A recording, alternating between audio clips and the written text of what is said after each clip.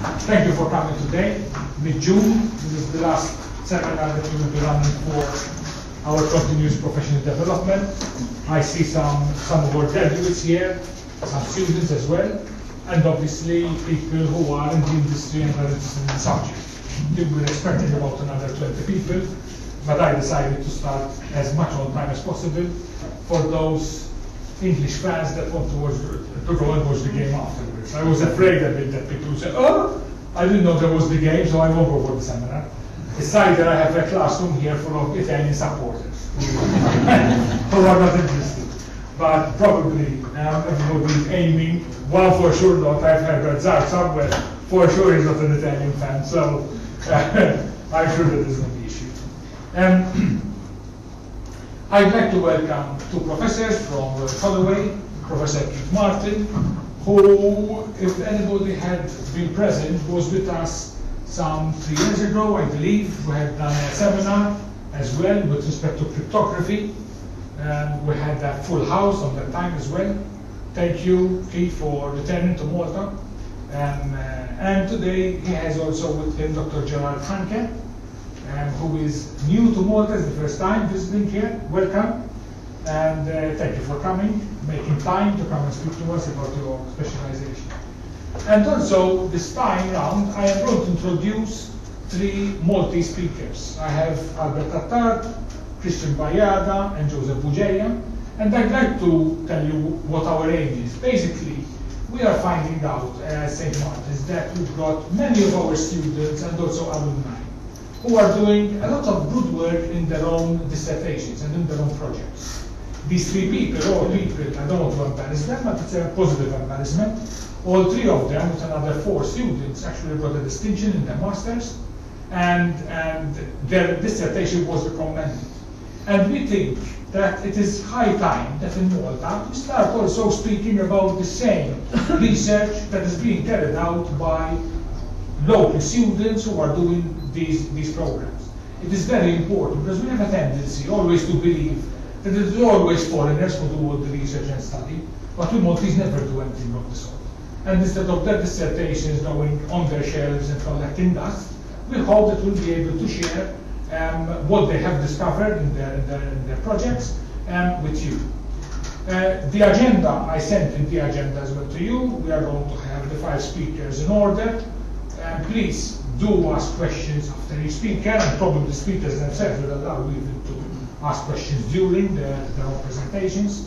And at the end, we will also have the whole panel. If you want to ask specific questions to the whole panel, I'm sure that all of them will be very happy to answer any of your questions. I'm not going to take more time. I want to introduce immediately Professor Keith Martin to do the initial presentation. Thank you.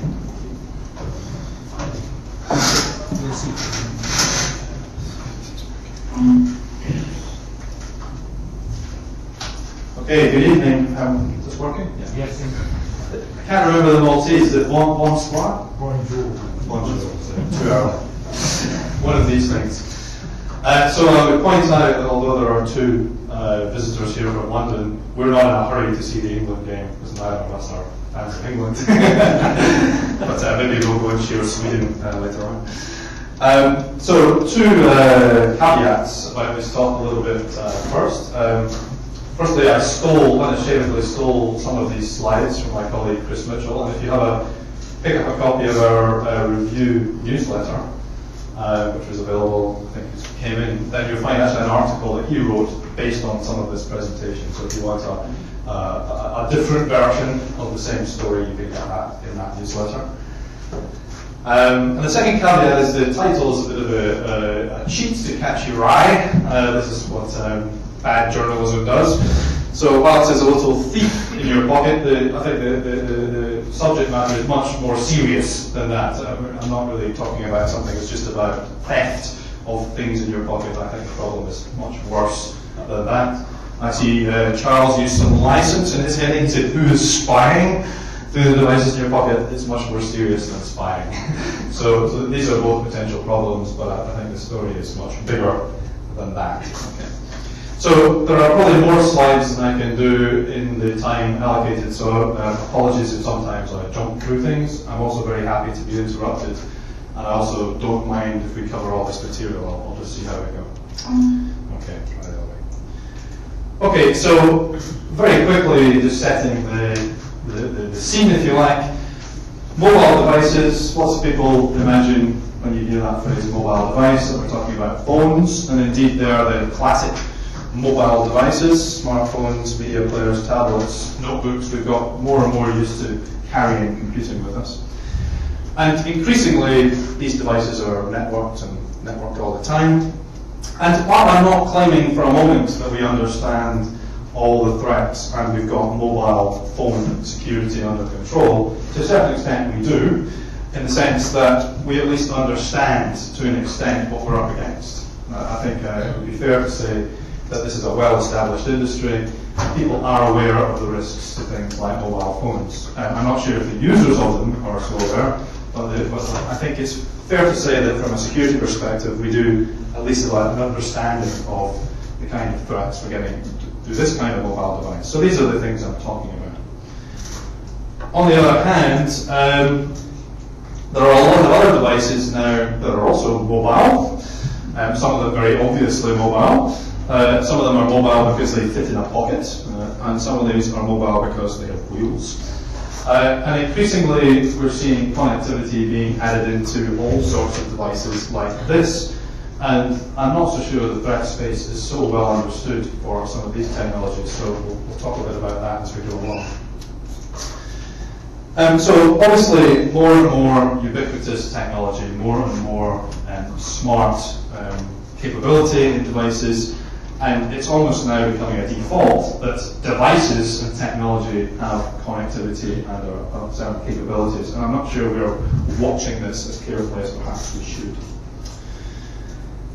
Now, from a sort of cybercrime perspective, it's less obvious indeed what kind of crimes can be committed on these kind of devices. I mean, it's a sort of very open landscape here.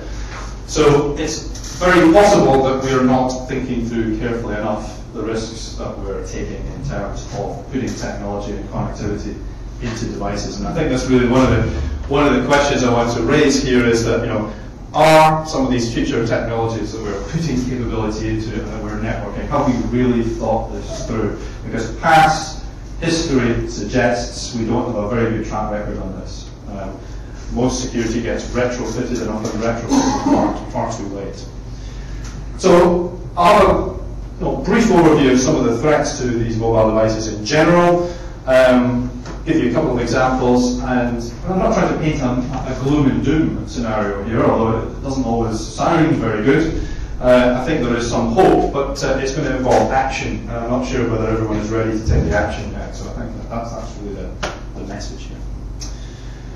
Okay, so one of the biggest problems we've got when we move towards this environment of ubiquitous computing is there's no standard architecture, there's no standard framework in which to analyze this.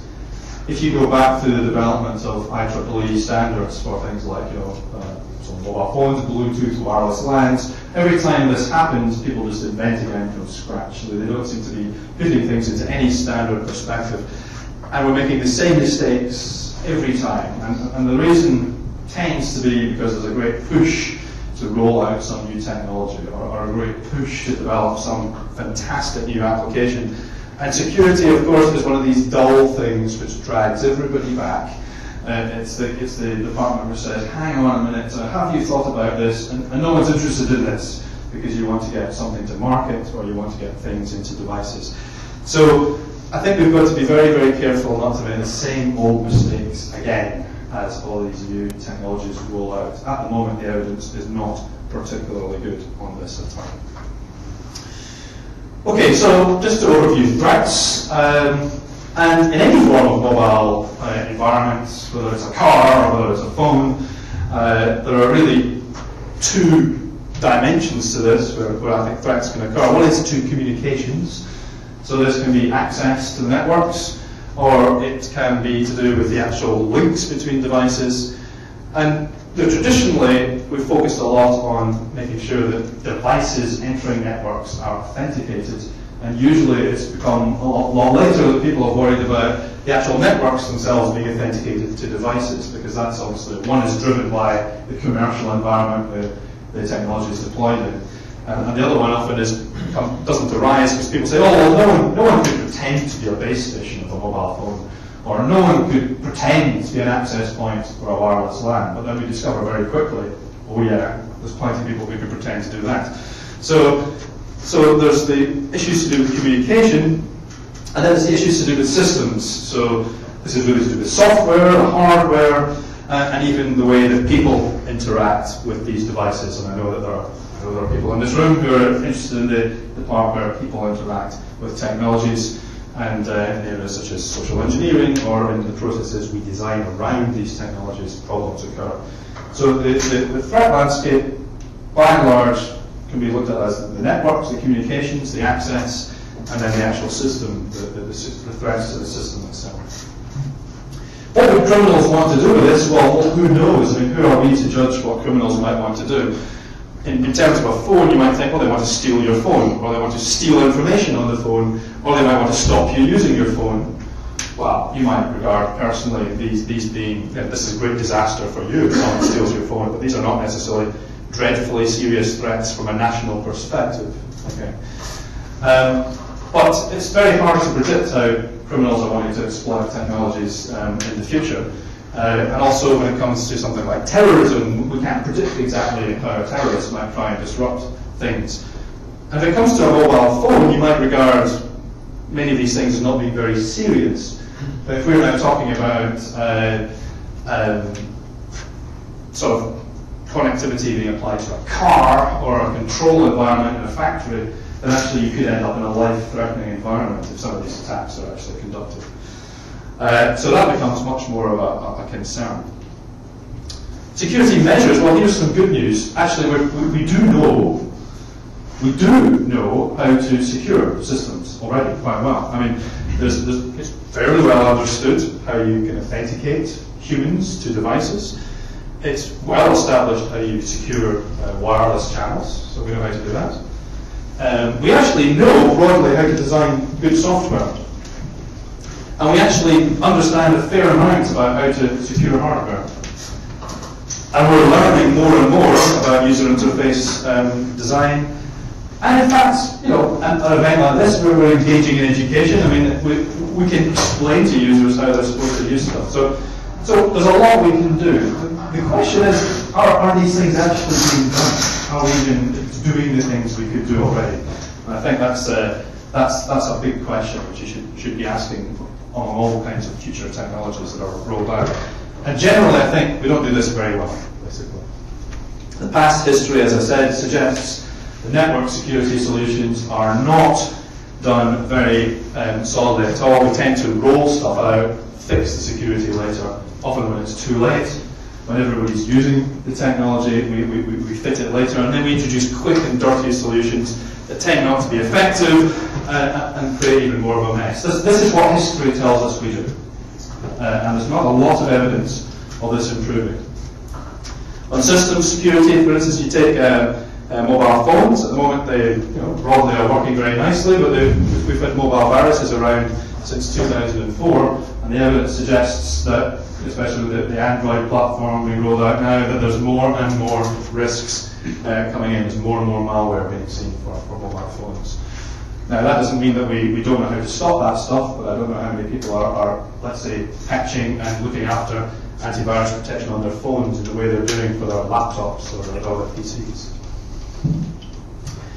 We've had lots of problems in the past when people have faked networks, so in GSM, 802.11, there's lots of history of people faking networks. As we roll out connectivity in cars, in trains, and all sorts of other devices, are people really thinking about this kind of problem? And there's lots and lots of media stories if you plough through about how effective these access point spoofs can be. I mean, if you go, there's a bunch of links here, I'm not even going to run through them. The list one says, just, I'm sure you can't read that at the back. Watch out, that's not a real hotspot. Here's a little, this article from usewireless.net explains how easy it is to fake a hotspot. Here's another one, this is from Health Tech Zone. Public Wi-Fi users risk identity theft as fraudsters create evil twin fake hotspots. So this is a very, very straightforward process. People can fake a hotspot and then steal credentials as people try and log on and do all sorts of things. And the point is the money to do that now is very low. We've got lots of history of things like pairwise device connections for mobile devices being very poor. Bluetooth, for example, had originally a very flawed security design, a little bit better now. And even if we sort of forget the security, the ability to track mobile devices and track people using technology also is an issue that is often overlooked. Very simple to fix, in fact. Actually quite simple to deal with this problem, but again, are these new technologies that are being rolled out paying attention to this? Because if you're mobile and someone is able to track your patterns of movement, then they can essentially put a picture together of where you're going and what you're doing. So imagine someone's doing this in your car, they could learn a very improvement in your car. So I mean, these are things we should at least be watching. Even cryptography, which is my home territory. Normally cryptography is a very safe part of any communication system, but actually the cryptography itself has been terrible in some of these wireless technologies in the past. I mean, Wi-Fi networks were first rolled out protected by a protocol called WEP, or a package of security measures called WEP, which is almost not worth turning on at all. It's so weak. And in fact, the cryptography, which is hidden away in WEP, is terrible. And it's the main source of the problem. And that was essentially a standard that was rolled out for widespread technology adoption. And there's no suggestions at the moment that the manufacturing industries and the service providers that are rolling new technologies out are paying attention to the past. Because as we'll see a little bit later, this kind of story is repeating itself. So people are just inventing stuff as if the knowledge did not exist. Okay. Here's this. I'm going to skip these. These are just details of the latest attacks on wireless LAN security. So now you can essentially crack web secured wireless LANs in almost not quite a fraction of a second, but 1 or 2 minutes. And even the upgrade, I think is that there's this is the upgrade WPA, which was actually a very reasonable fix of web. It is now, the crypto in there is also quite breakable. People can actually deal with that. So the history doesn't look good. Our past record in this area is poor. Okay. No, that's all right. So I'm going to skip the crypto attacks. That's not so important. Here's another story fairly recently from a research group in Bolton, and they've actually recently published some work showing that they now the latest technology they've attacked is satellite telephony. They've been able to break the cryptography used in satellite telephony. Once again, the lessons that are already known were not being applied in the people that developed security for satellite phones. In fact, they're making the same mistakes as were done for early mobile, because in fact they're basing the technology on early mobile protocols. So it really doesn't look like we've got a past record to be proud of in this area at all.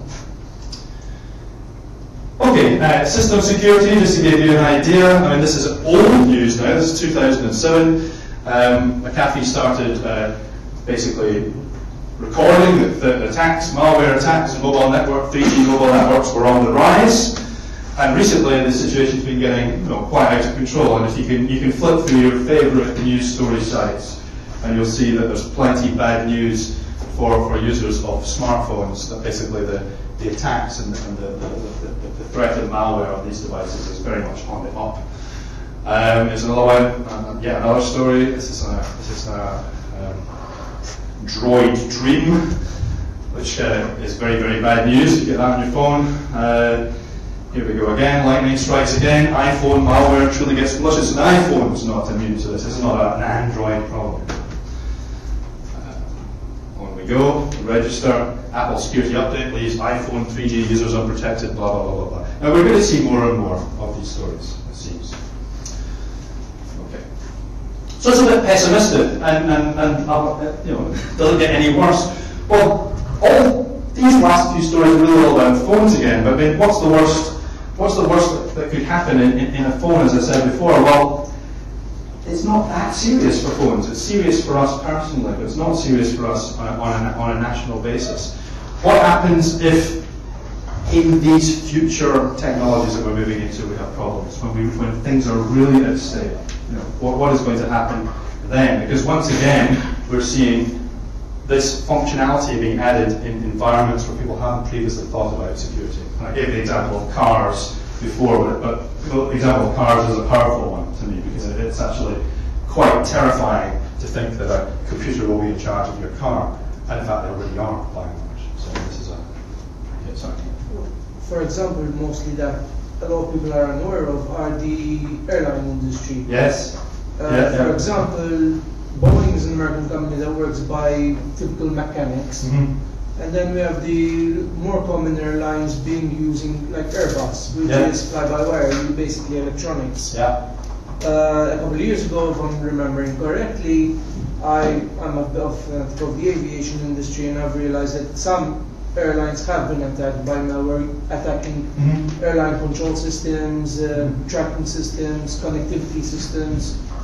And for example, if a terrorist attack had to happen, and they did have they had a team of IT specialists, they would be able to actually hijack an airline, a plane, without being physically on it. Yes, it doesn't surprise you if there's a slide which relates to this right at the end. So. I'll give you an example of the UAV that the Iraqi government hijacked from the United States Air Force. Yeah.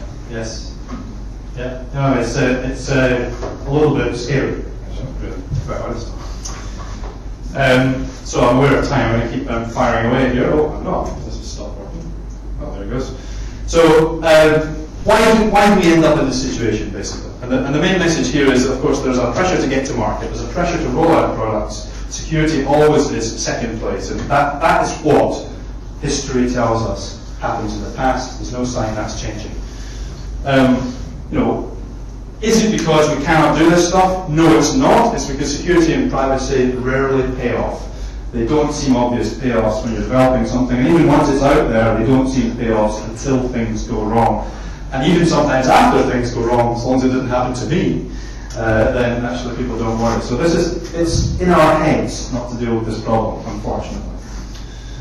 And these are really conflicting pressures between the privacy and robustness properties that security people would want to put in, and the economic facts, which basically say technology is complicated, we're trying to roll stuff out, don't get in our way as we try and develop our products. Don't try and get in our way and spoil the fun in some sense.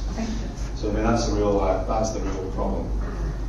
Okay, I want to mention very quickly, just to show you the kind of stuff where, surprisingly, there are security problems. So this is a key lock, which is a common technology in these key fobs, which opens garage doors and open car doors in many cases. A lot of car manufacturers will use key lock. So these are remote keyless devices. These are very portable devices. These are thieves in your pocket, if you like. It's widely used. It turns out the cryptography in key lock is almost a joke. It's very, very weak. And what's even worse is that the key management, which is how you look after cryptographic keys in a key lock system, is terrible in the sense that all devices in a single system use the same key. So as soon as you've broken the cryptography and you somehow pull a key off one key lock device, you can now get into lots of other key lock devices. And this is just fundamentals. This is the designers of this key lock technology just getting the basics wrong. And it's not as sophisticated. This is not clever attackers breaking something complicated. This is people designing something who seem to have no idea what they're doing. It's as simple as that. That's what that stuff looks like. Another classic example, and the one that bothers me much more, would be cars. We're seeing this kind of technology put into vehicles increasingly. And I had the pleasure of sitting in a seminar earlier this year by one of the leading research groups in the States who've been working on vehicular security. And it was just frightening what they were saying. It was just frightening. So, again, I don't want to go through all the details of these slides, but just to give you an idea, most modern cars have got essentially an ECU sitting in they're putting ECUs into these cars that control most of the operation, including the brakes, the gears, the throttle, the engine management. They also have the computer which can download updates from the manufacturer. It can signal to the manufacturer when things are wrong. And increasingly there's connectivity, of course, because there's phones in cars, and you can connect that up, and users can add applications to the car, they can add a player to the car, and the player can download applications. And we've suddenly got a very powerful network running in our car, which doesn't just allow us to download the latest MP3s and tell us which way we go to get home. It also tells us how fast the engine should be going and whether we should phone the emergency services and on all this kind of stuff. And actually this group, again the slides show some more details of what they've done. I'm not going to go through the details here. But the powerful story I remember them telling me was that the first thing they did when they ran this project was they bought 2 cars. It's a nice thing to put in your grant proposal. I need money for 2 cars. So they bought 2 cars, and by the end of the project, they actually were able to video a demonstration where one of the project members drove a car down a test track, and the other project manager sat in his laptop and speeded it up, slowed it down by basically sliding a bar on a little application that he'd written, and the driver had no control. And so they actually, in real time, took over the car, and the control of the car passed to the guy with the laptop. Now this stuff's being rolled out mass market in the States. God help us. So the attack surface in cars is frightening. Okay. So this is just to give you an idea, a lovely picture. You've got some picture, there's the gadget, basically under the accelerator pedal, which is essentially the main smart controller in a car. So you probably wouldn't even notice it was there if you bought a new car. But in fact it's doing all sorts of clever stuff, and this is the kind of application they're trying to put in. And this sounds terrific. You crash your car phones for help, the ambulance is down the road in a matter of minutes. Well, that's actually a great idea. I'm not saying that's a bad idea. But to have the technology to do that, you're also embedding in a network, and that network, of course, comes with all the usual threats that most of us are familiar with, and then what happens if people start doing fun things with that network, and off we go. So, do you want your car talking to the internet? That's definitely food for thought. And certainly, do you want your plane talking to the internet? That's even more food for thought. Okay, so I'm going to skip these slides on that project. You can have a read through that. But I think we're well aware of why this kind of stuff is happening, because of the push to market, the desire to pour technology into gadgets and things rather ahead of people doing serious analysis of the implications. I think that's essentially the problem. Okay, so is there hope? Where are we? And I think this is the nuts and bolts problem. We add communications functionality to almost everything, and with it come all sorts of security vulnerabilities. We add interconnectivity, and then after that comes lots of security vulnerabilities. And we are now putting this stuff into technologies where the manufacturers themselves don't understand. They're usually using third parties, or they're using third-party service providers to put stuff in, and they have no idea the risks up to the device that they're selling by adding all this stuff.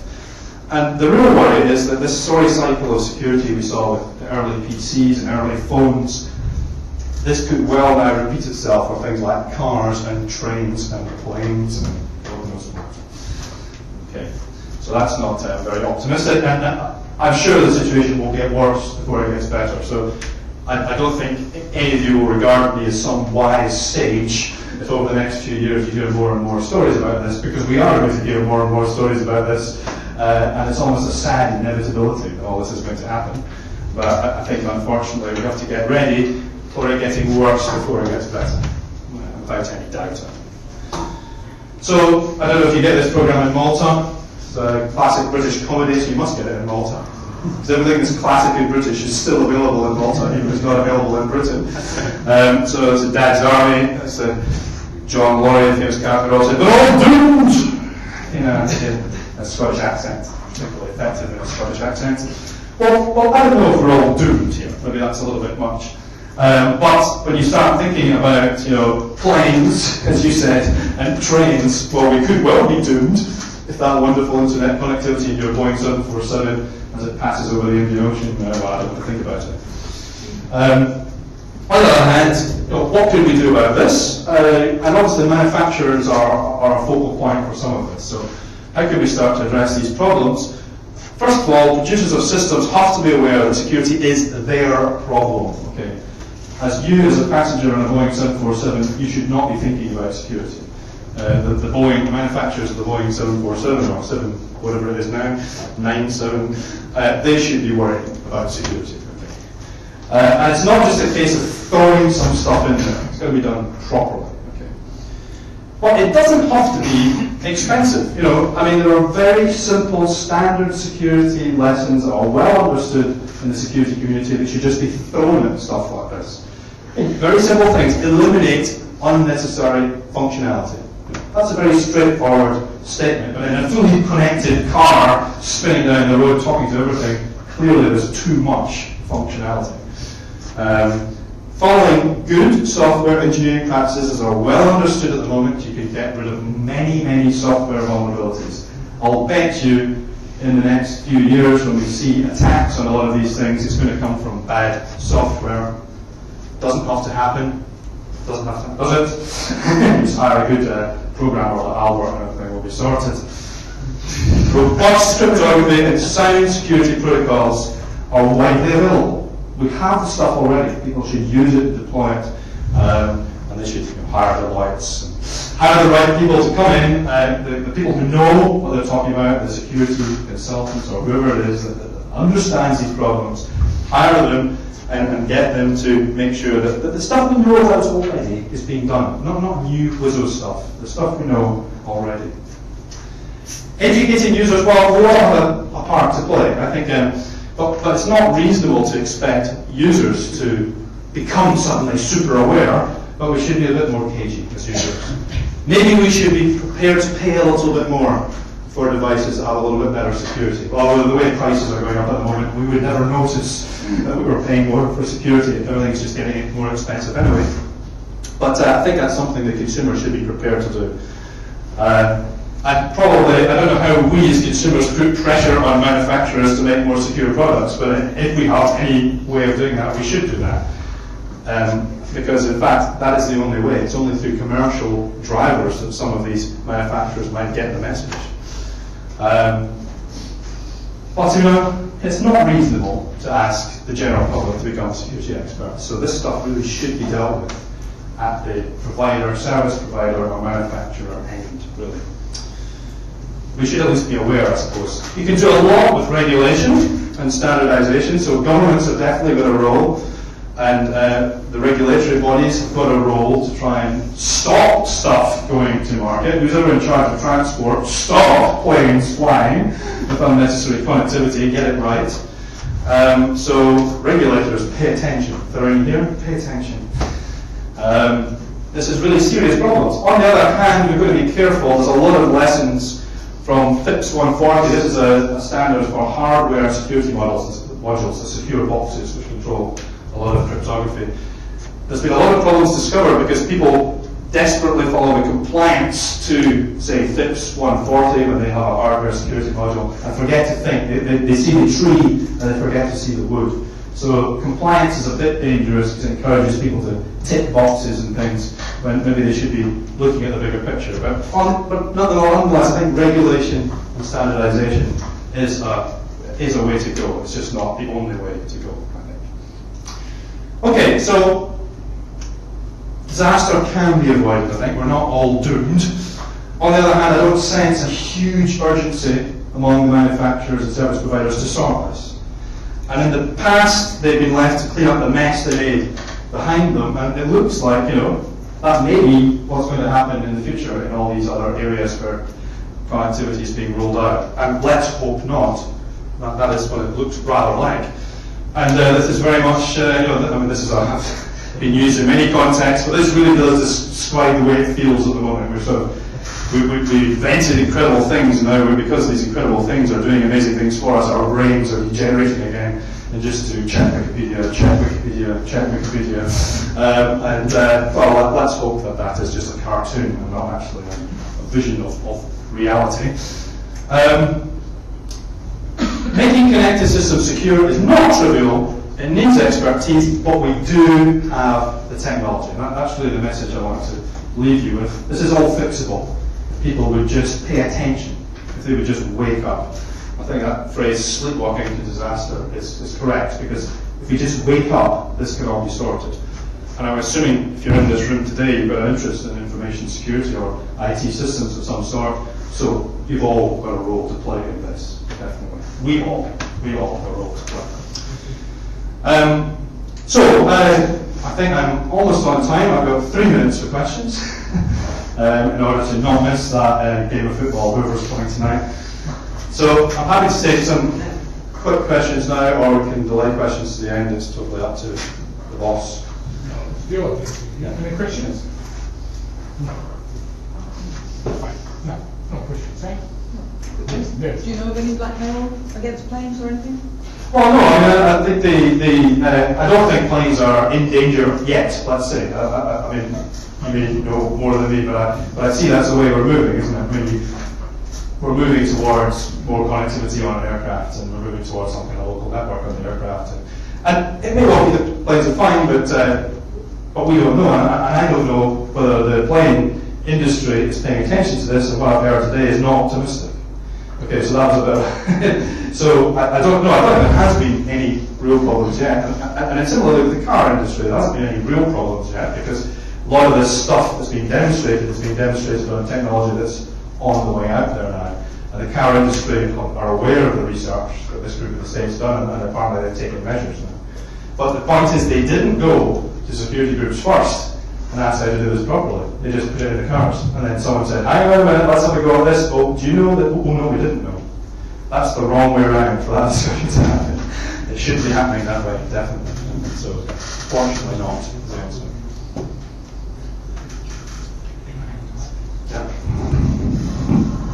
Another thing that I would like to point out, most of us are mostly technical, I guess, in here, is that options and legislations like ACTA, I see them more of a commercial push rather than a security push. When there were bills that I've seen in the past that went up to the states of commerce in the States and the European Union, they were pushed down by the commissions and not by parliamentary reason, being that most of our governments are nowadays money hungry. For sure. And a good point I would like to point out is that it should not be like that. Security should be a #1 issue, and not somebody saying that since they're copying music is a major crime. A major crime is loss of life. But I suspect you're preaching to the converted, because I agree, but security to most organisations is an overhead. And for most of us, when we use applications, even for us, security is an overhead. Oh, you need the password for this site? I mean, it's something it's important, but it's not a positive tangible, it's something a negative. And people, our brains are not wired to appreciate that. Our brains are there to get the truths, not to think about the things that maybe would happen and maybe wouldn't happen. I mean, we don't like paying for insurance, and paying for security in an application is almost the same. So yeah, I mean, I agree. I think that's in the human psyche, and that's what we're fighting. Yeah. That's a good point. Okay. Thank you. 5 minutes.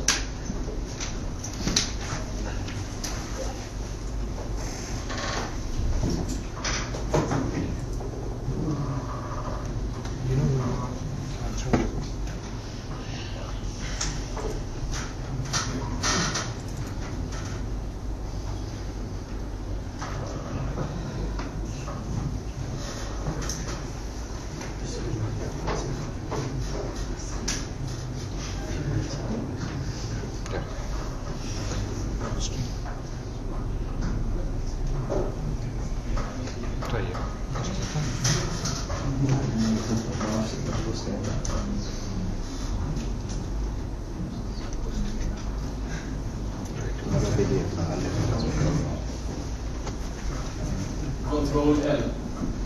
Thank you. To the end of your talk. Thank you, Jack. You did an extra mark in your answer.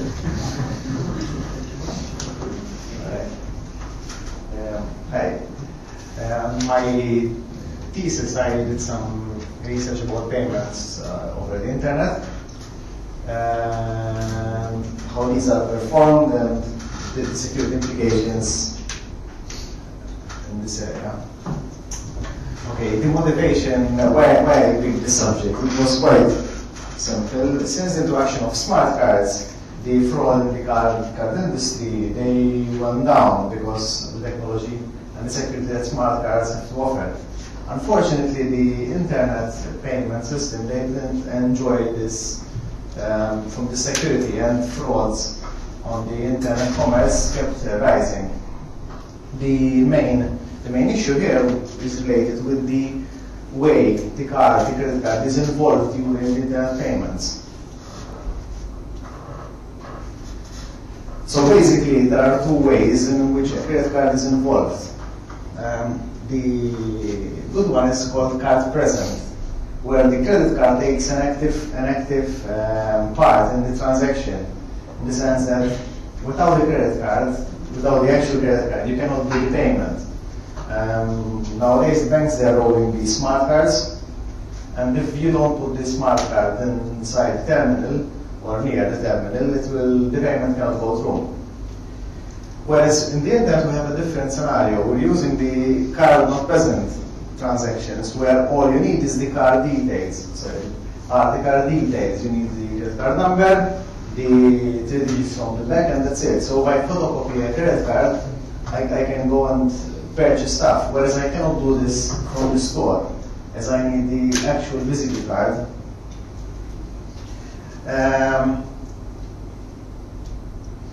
So then I work on a protocol called ARIA, where it enables card-present transactions over the internet using NFC technologies and mobile phone.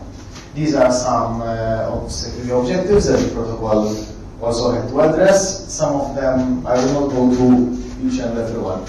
The protocol also addressed some shortcomings related with the terminals found, the POS terminals found at the normal shops. So I'll guide you through the protocol. So a customer is done his shopping, ready to pay, and he selects the payment method, which is ARIA in this case.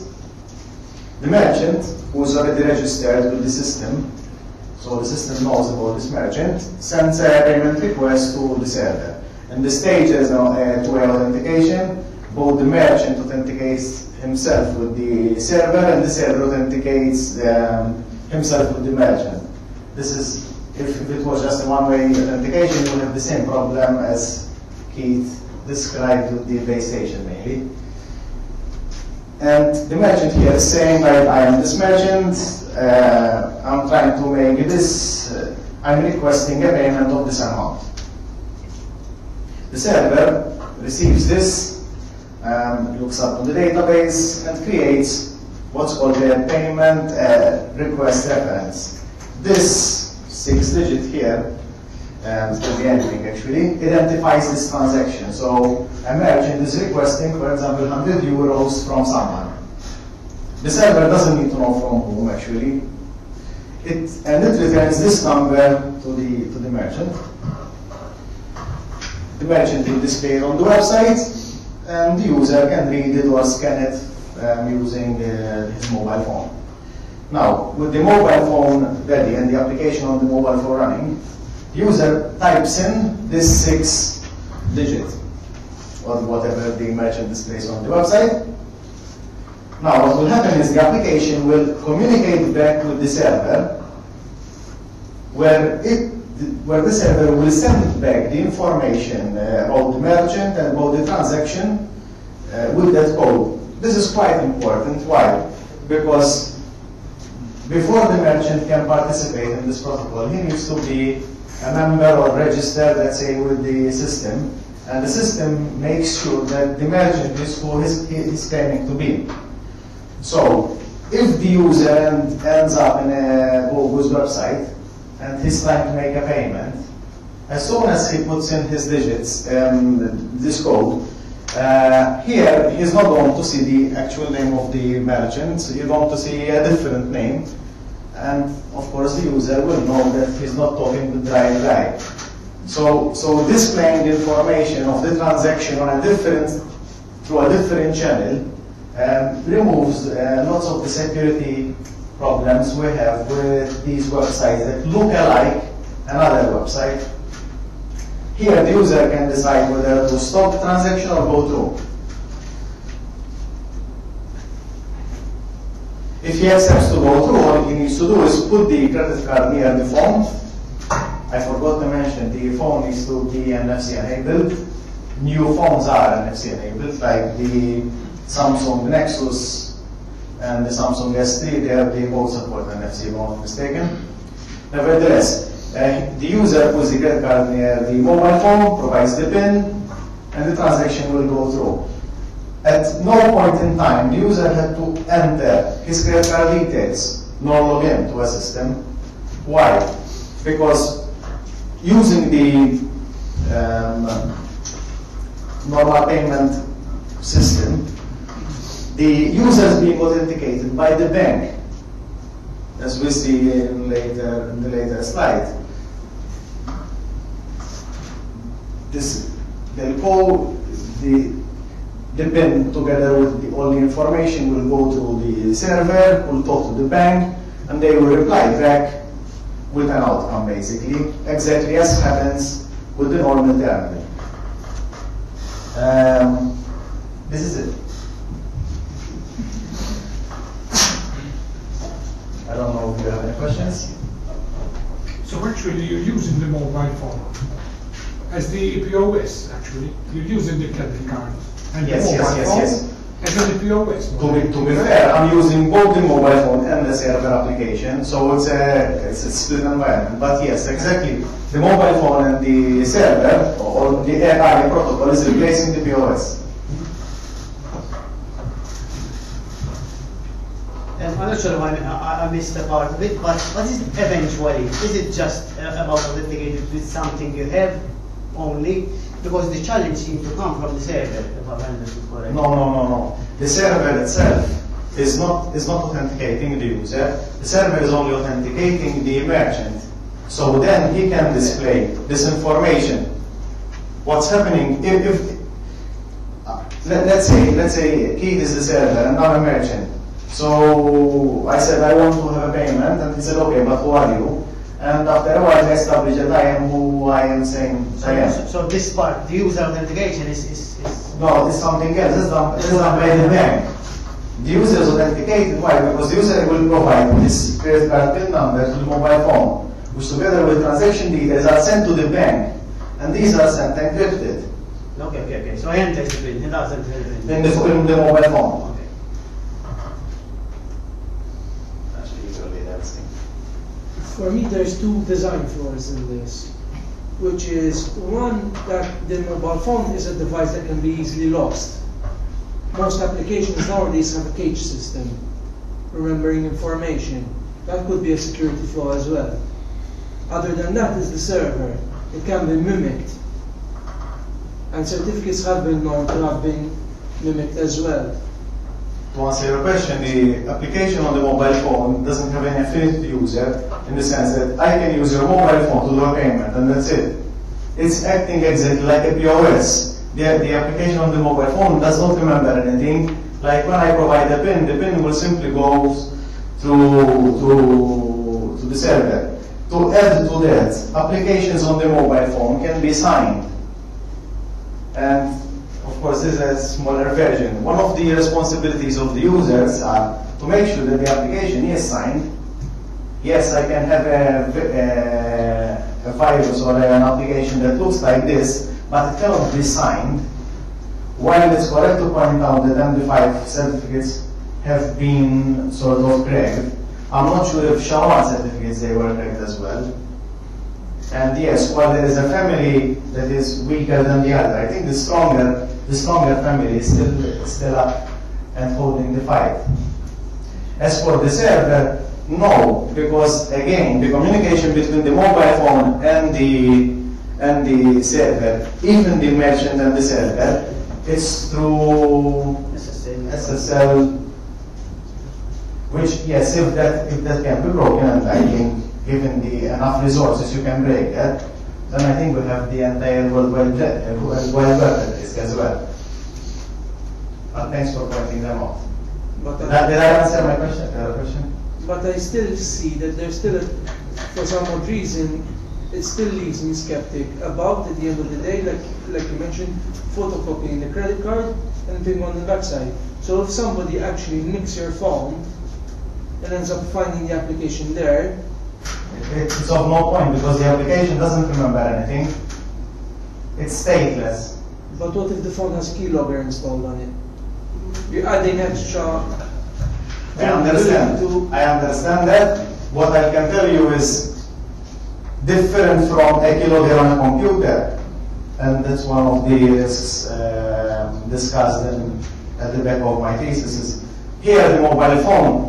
Yes, you can steal, or let's say, worst case, you can get the PIN number, but you never get the credit card details or any other thing related to the credit card itself. Whereas if you do it on a computer, there can be a keylogger on the computer. So when you're typing passwords and credit card details, that can be stolen. Furthermore, if I am giving my credit card details to this company, I don't know what this company is doing with my credit card. To add to this problem, there have been attacks on the POS themselves. Actually, the POS is weaker than this. If I remember the name correctly, one kind of attack is a wedge attack. And I can create like a fake POS. It will display an amount on the display saying that the payment is of 100 euros, whereas he's charging 1,000 euros. And he's buying something from another merchant. This attack cannot be mounted here. Why? Because this information, given that the application is signed, so you're using the correct application, and there is a way that the user can verify that this application has not been tampered, whereas with the POS terminal, there is no way that you can verify this, because if I open the terminal, install a chip inside, close it properly, you can't tell. Given that I verify the certificate, the information that I see here, it's correct, it's true. So I cannot be sending this payment to a different company and will not be making a different purchase.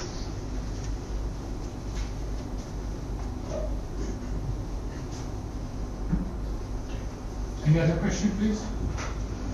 That was the guy from there. Yes, I was going to ask you regarding the certificate authority that you were using and whether that was the baseline of your security, but I think you answered my question by answering the other question. Just to add a little bit, there are some kinds of certificates, and not all of them are accepted. One of the requirements in the merchant is to have a particular type of HTTPS security. And yes, if it's not of that type, it will not accept it. If you notice, like if you go on websites like I think PayPal and BOV does this as well. If you see, you don't just see a log there. If you go on there, you see the details, and you listen. The certificate is issued to this guy, this address, and this name, etc. Thank you, Albert. Now it's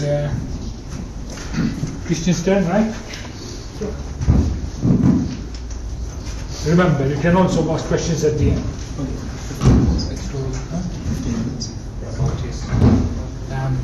What's your problem?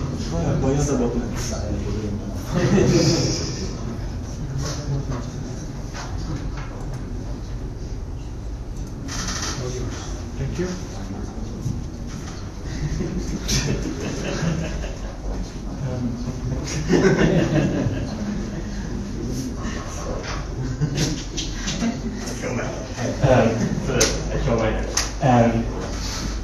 Good afternoon, my name is Chris Bayada, and I shall try to rush because I have quite a lot of material, but I hope that today I will learn something a bit more about botnets.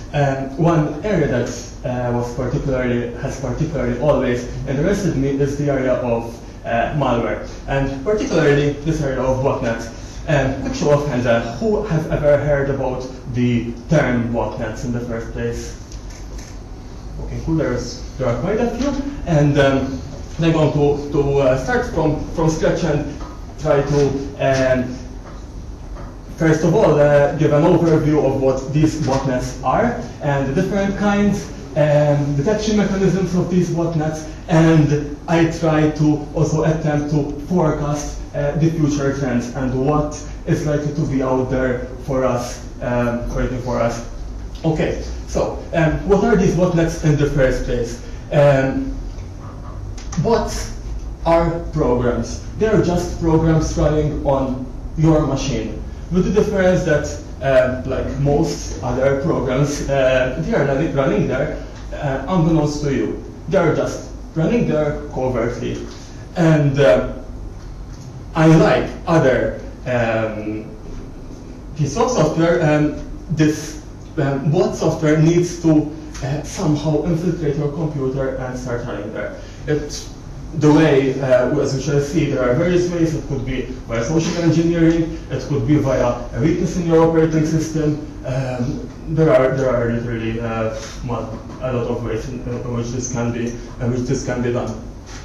And the most important thing is that bots, unlike other types of malware, unlike viruses or worms, they just wait there and respond to the commands given to them by the bot master. They wait and act upon commands given to them.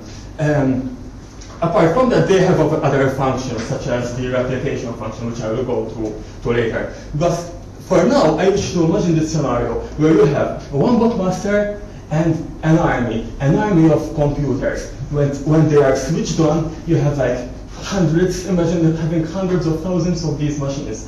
And they, under your command, they do what you tell them. If you tell them load for multiple times maltafootball.com, you'll suddenly be doing a distributed denial of service attack in that case.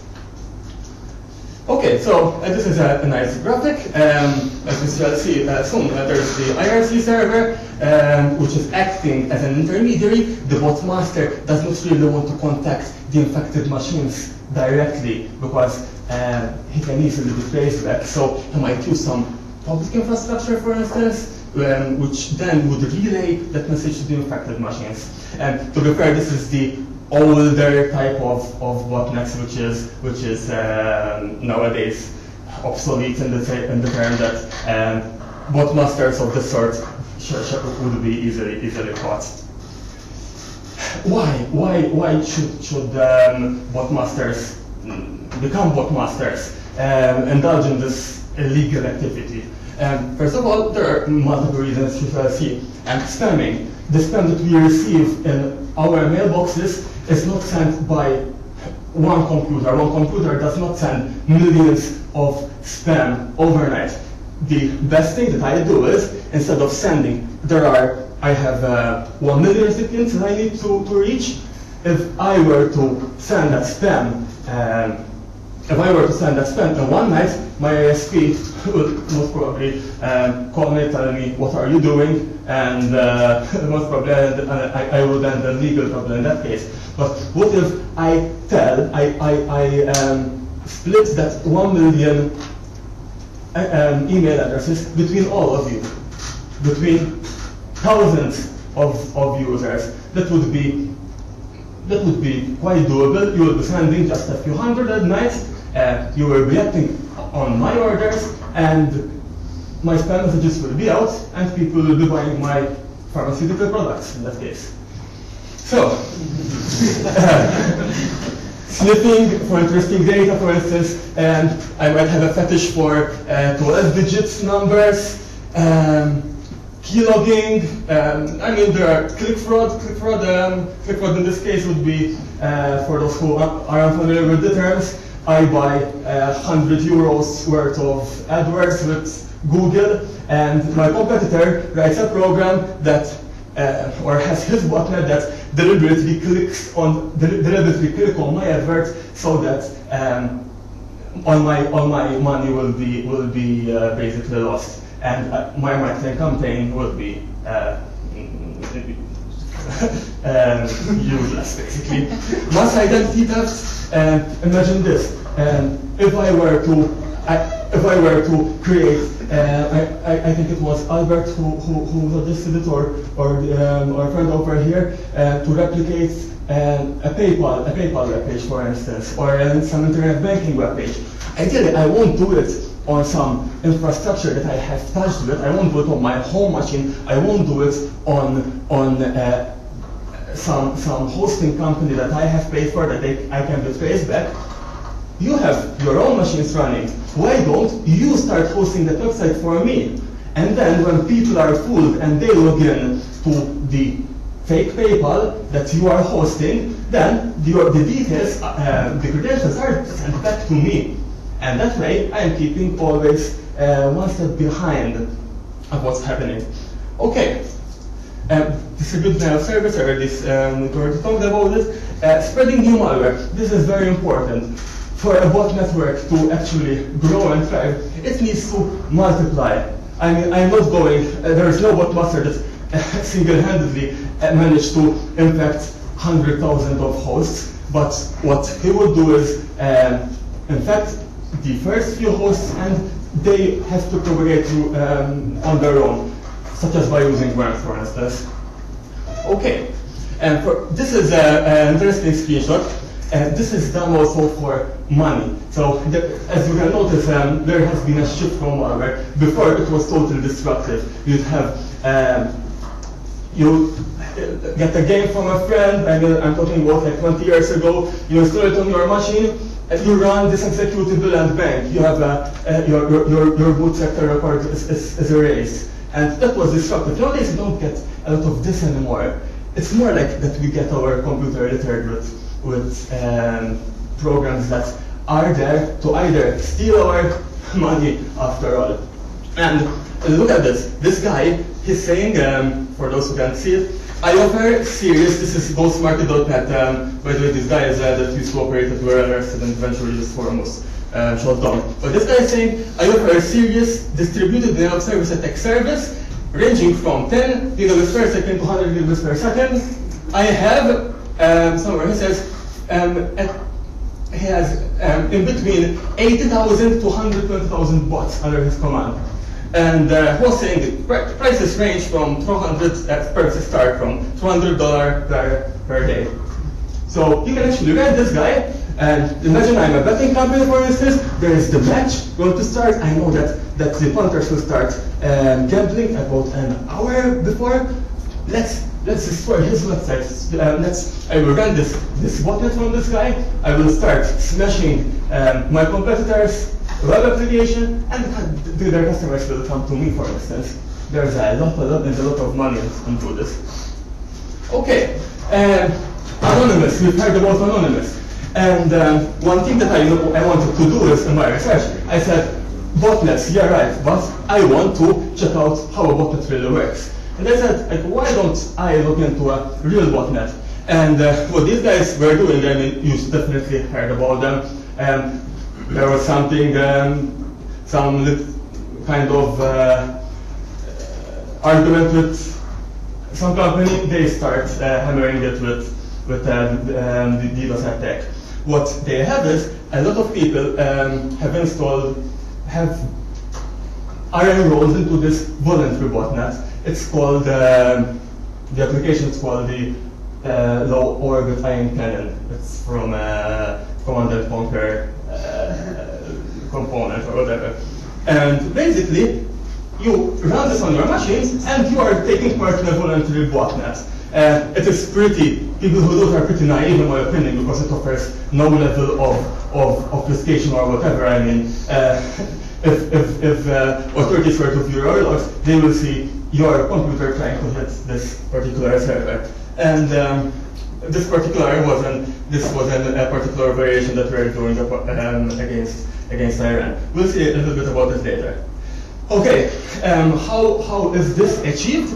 There are four layers. The communication layer, which is basically imagine it like a network topology of the botnet, a little bit later. Control layer, HTTP or IRC or P2P. Infection layer, how does it spread? Does it take your MSN account, hijack it, and start talking to other people on your behalf, which will in turn try to infect them via emails, via automatic worms, or what?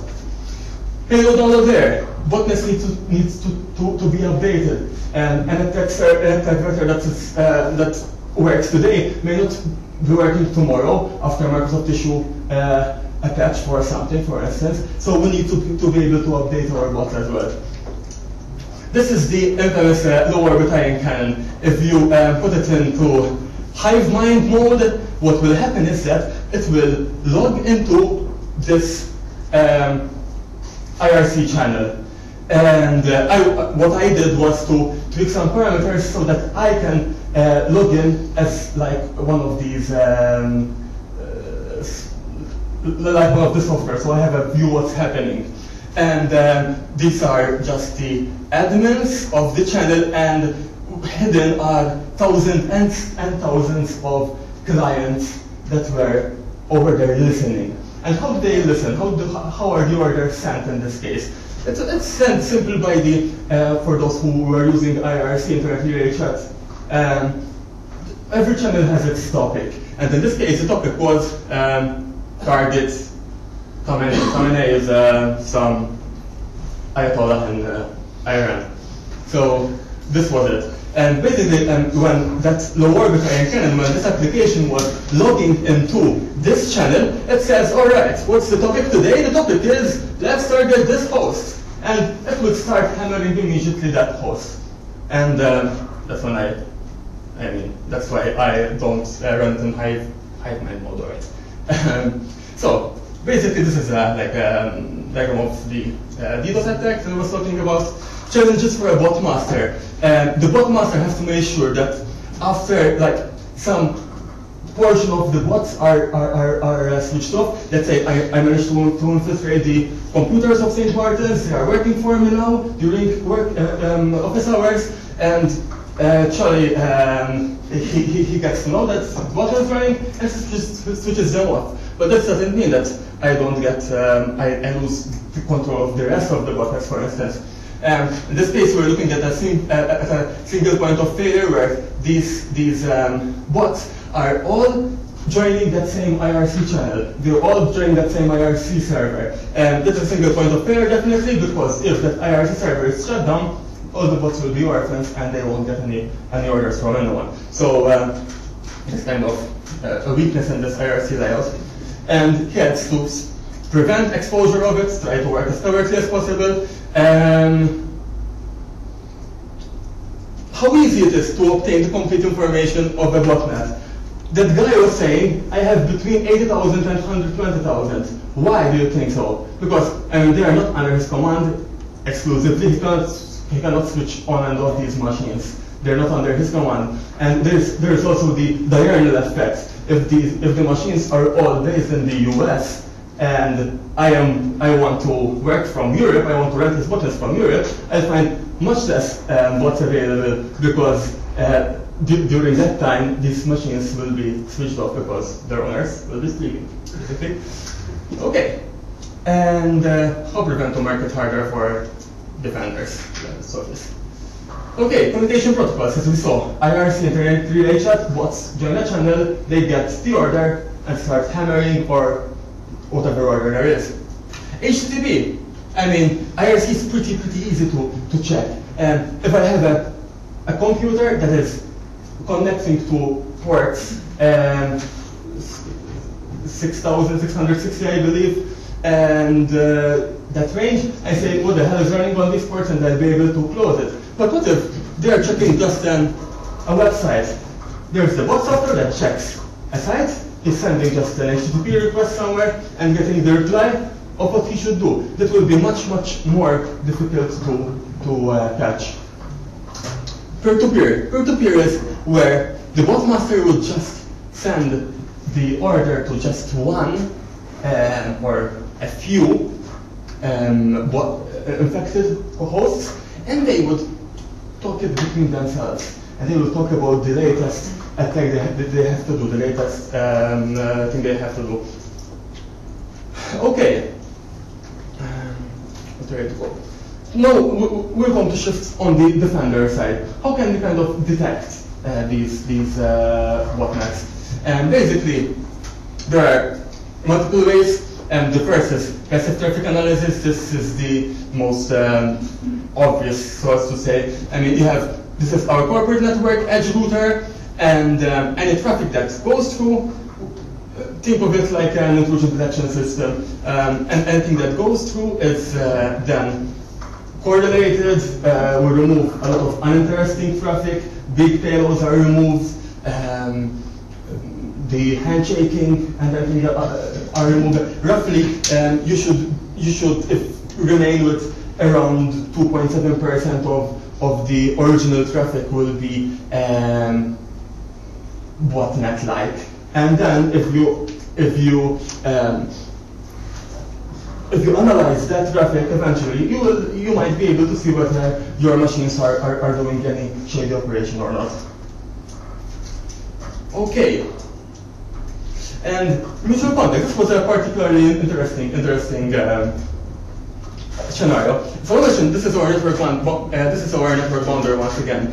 And let's say that we have two hosts, okay, three hosts. And we have host A, who is infected with malware, which is a botnet infected. And this works on this premise that, let's say, if host A and host B are communicating with the same mutual context, that they have like that common friend, then it may be likely that these two are both part of a botnet. So if I know that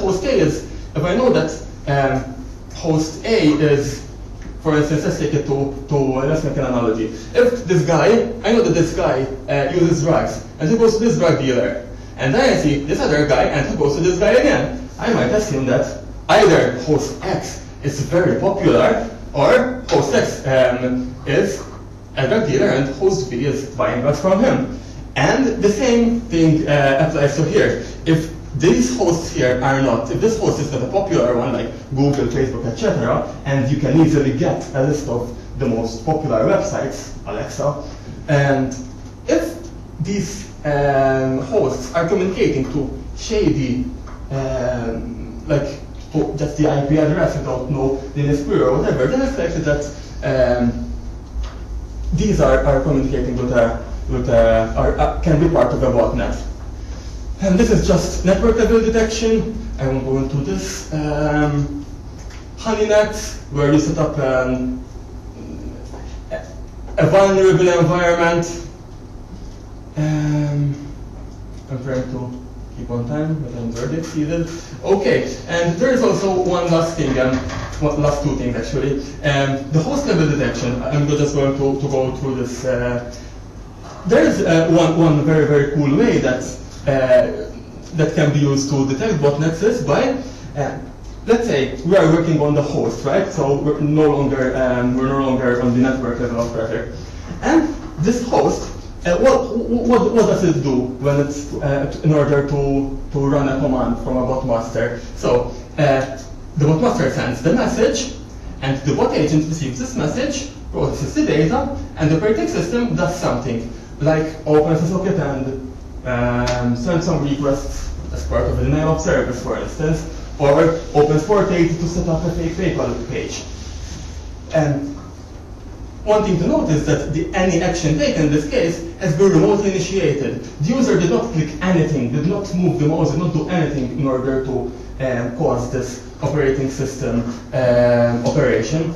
And so there is a particular library from Microsoft called Detours that can be used as a proxy, and you can find out and chain link back whether actions that the computer is doing has been user initiated via a keyboard or mouse action, or totally remotely initiated.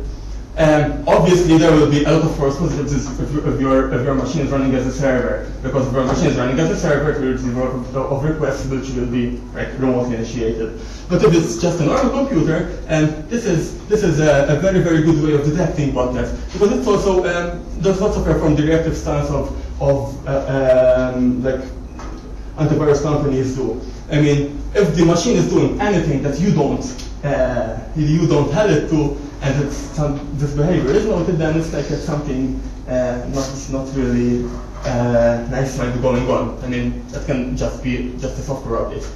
Okay, future trends. I mean, digital signatures, they work well for us, but they can also be used for botnets. You know, one way to shut down botnets is that they reverse engineer the actual code. They find like a kill switch or how to disable the actual botnet, and security researchers will decode that and send the kill switch to the actual bot. But what if the actual bot code will accept only orders that are digitally signed by the bot master? That will be a big problem for it, for the security researchers in this case, because you can't have this. You can't sign stuff on the bot master's behalf.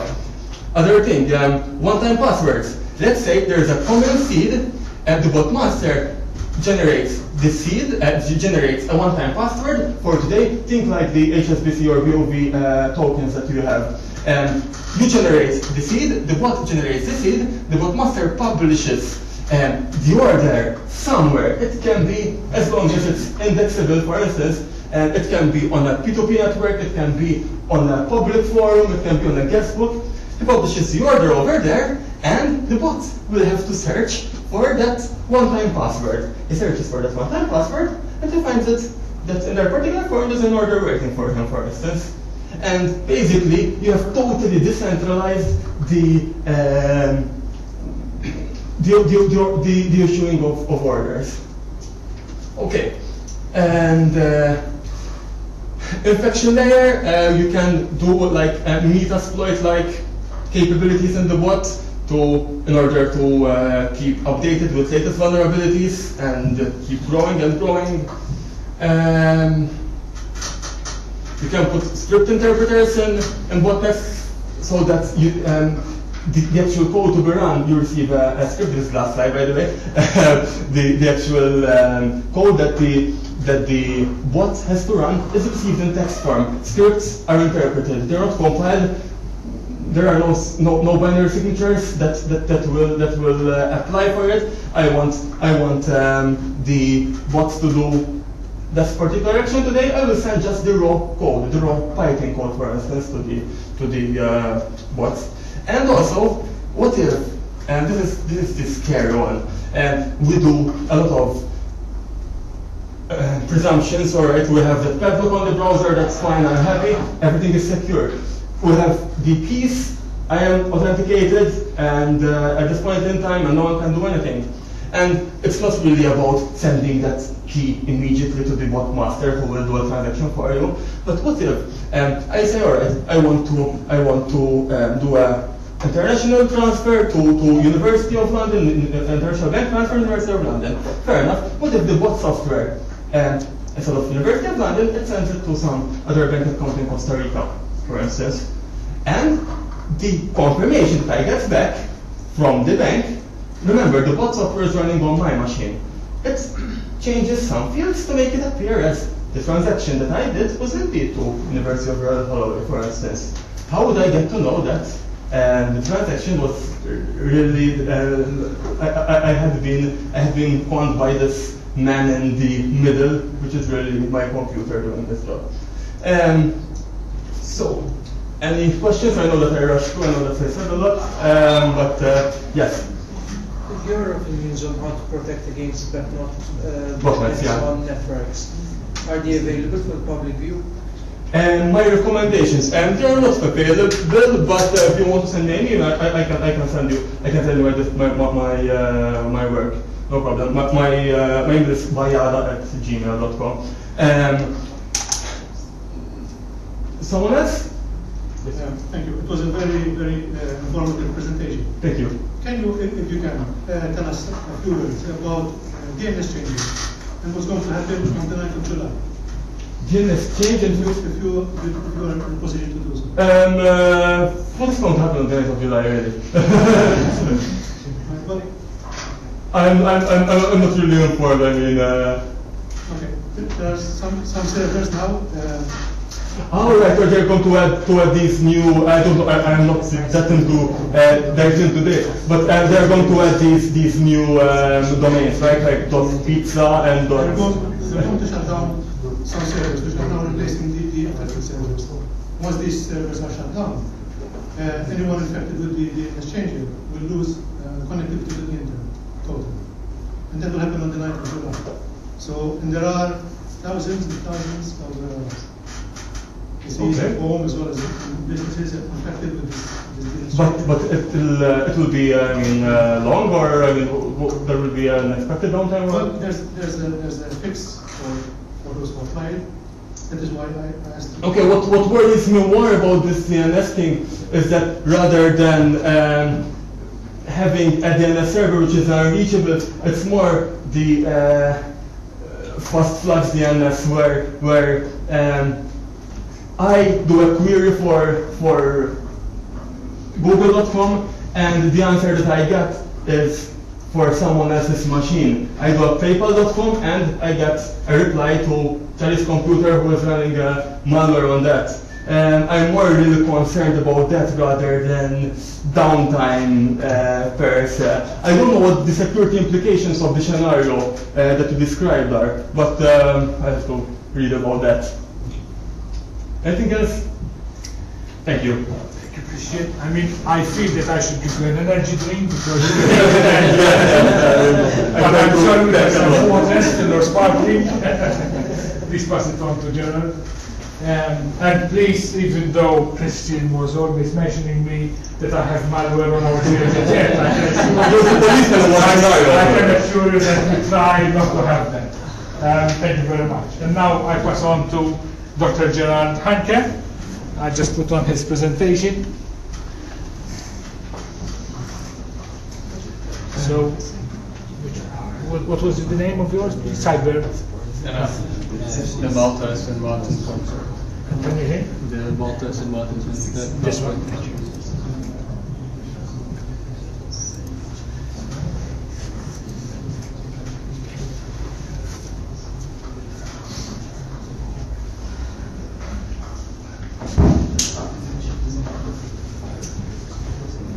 So, thanks Charles for this opportunity to speak to all of you. And I'm going to speak to you today about different types of smart tokens. So, I want to start off this talk with a simple question. I usually ask this question to sort of a mixed audience. I understand both of you are a bit technical, so maybe I get a different answer here. So the question I want to ask you is, how many of you own a smart token? Right, about 20% of you. Who do you think you own an RFID device? There's sort of a half a person at the back. Okay, right. So the purpose of this talk is to tell you what a smart token is, tell you a little bit about what RFID technology is, and I believe it applies to your life. Because obviously no one here owns any of it, so it doesn't apply to their everyday life, right? And then I'm going to look at some real-world practical security issues that have actually been demonstrated against these devices. So let's start off about what a smart token is.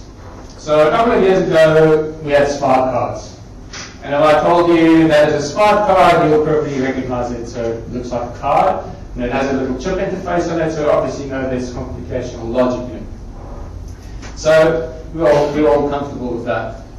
The problem is that technology has sort of evolved quite a bit. So things no longer look like a card, but they still act like a smart token or a smart card. It's a change from a card to a token. So you now have e-passports. Doesn't look like a card, looks like a little book. We've got boxes of medicine. If you hold the reader against it, it's going to give you information out. We've got phones, and it's used as basically contactless payment. These things down here are wristwatches, but they're actually contactless credit cards. They're MasterCard credit cards. So things that don't look like a card at all have now become much more smarter. There's been a lot of embedded and computational capacity placed into these. The other trend, apart from it not looking like a card anymore, is that a lot of these devices are now contactless or using RFID technology, so radio frequency identification.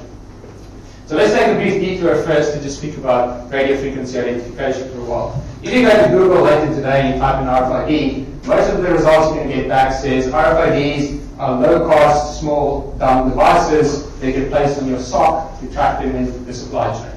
And that is not true. It's really an umbrella term for a number of technologies. So if we look at sort of the 1990s, we had low-frequency tokens.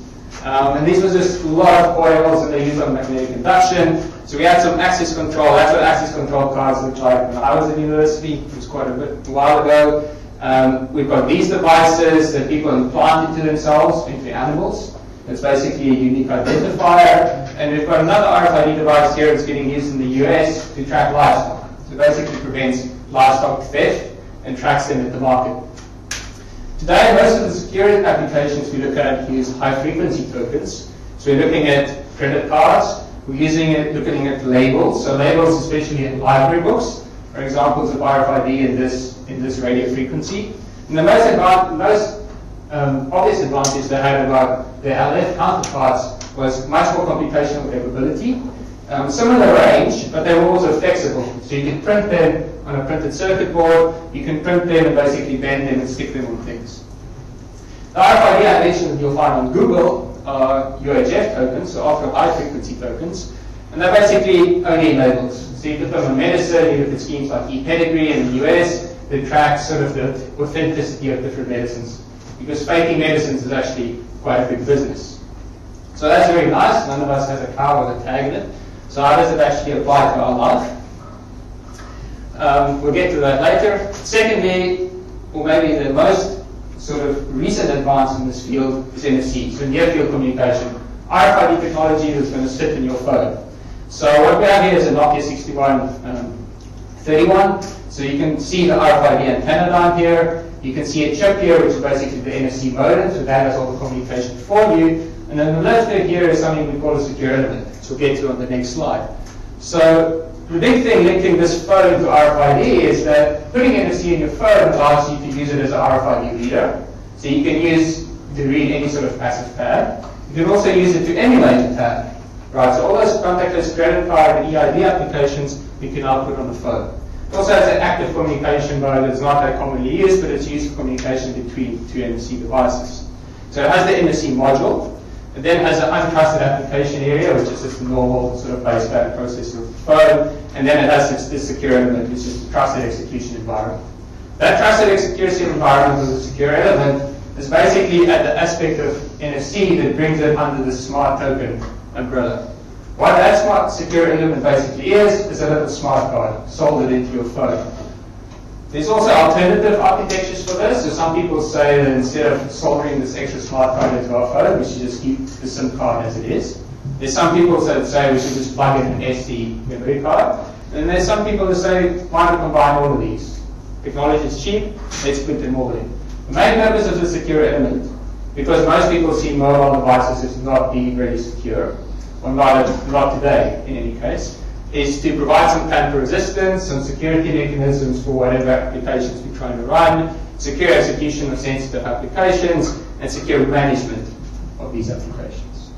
Right. So we'll get back to NFC a bit later on. But those are sort of basically your four RFID devices you find today.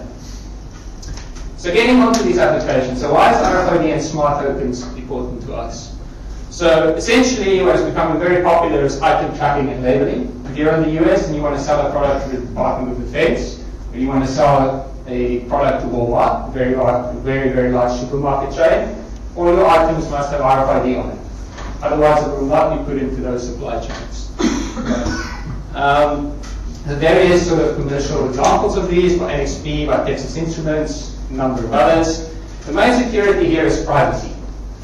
So these tags are generally very low resource, basically some information stored on them, and depending on what sort of item they're attached to, this could be sort of personal information. If it's stuck on your prescription bottle, it could say heart attack medicine and could place your name there, and whoever walks by and scans this can then find out details about you that you don't necessarily want people to know. Back in 2006, RFID became very popular for ticketing, so those are 2006 German World Cup tickets. They all had RFIDs printed into the paper ticket, and it had some extra verification and cryptography on it to prevent people from selling forged tickets. So the main purpose of putting this forward is partly authentication, because authenticity of tickets or event tickets are very important. And secondly, it speeds up access time. So instead of some person standing there looking at the hologram, you waiting 2 hours to get into the stadium, you quickly scan it on a machine, and you get people through the turnstiles quickly. Close payment, essentially public transport ticketing. London is a very good example of it. It's the Oyster card. Basically, I put some money on it. Whenever I want to travel on a bus or a train, I scan it in, takes my fare off it automatically. Very quick, bus driver doesn't have to sort of struggle with change, etc. What we mean by close payment is that the entire value chain is within one corporation. So Transport for London collects my money, stores my money, and I also use my money with it. Right. It's also used for open payment.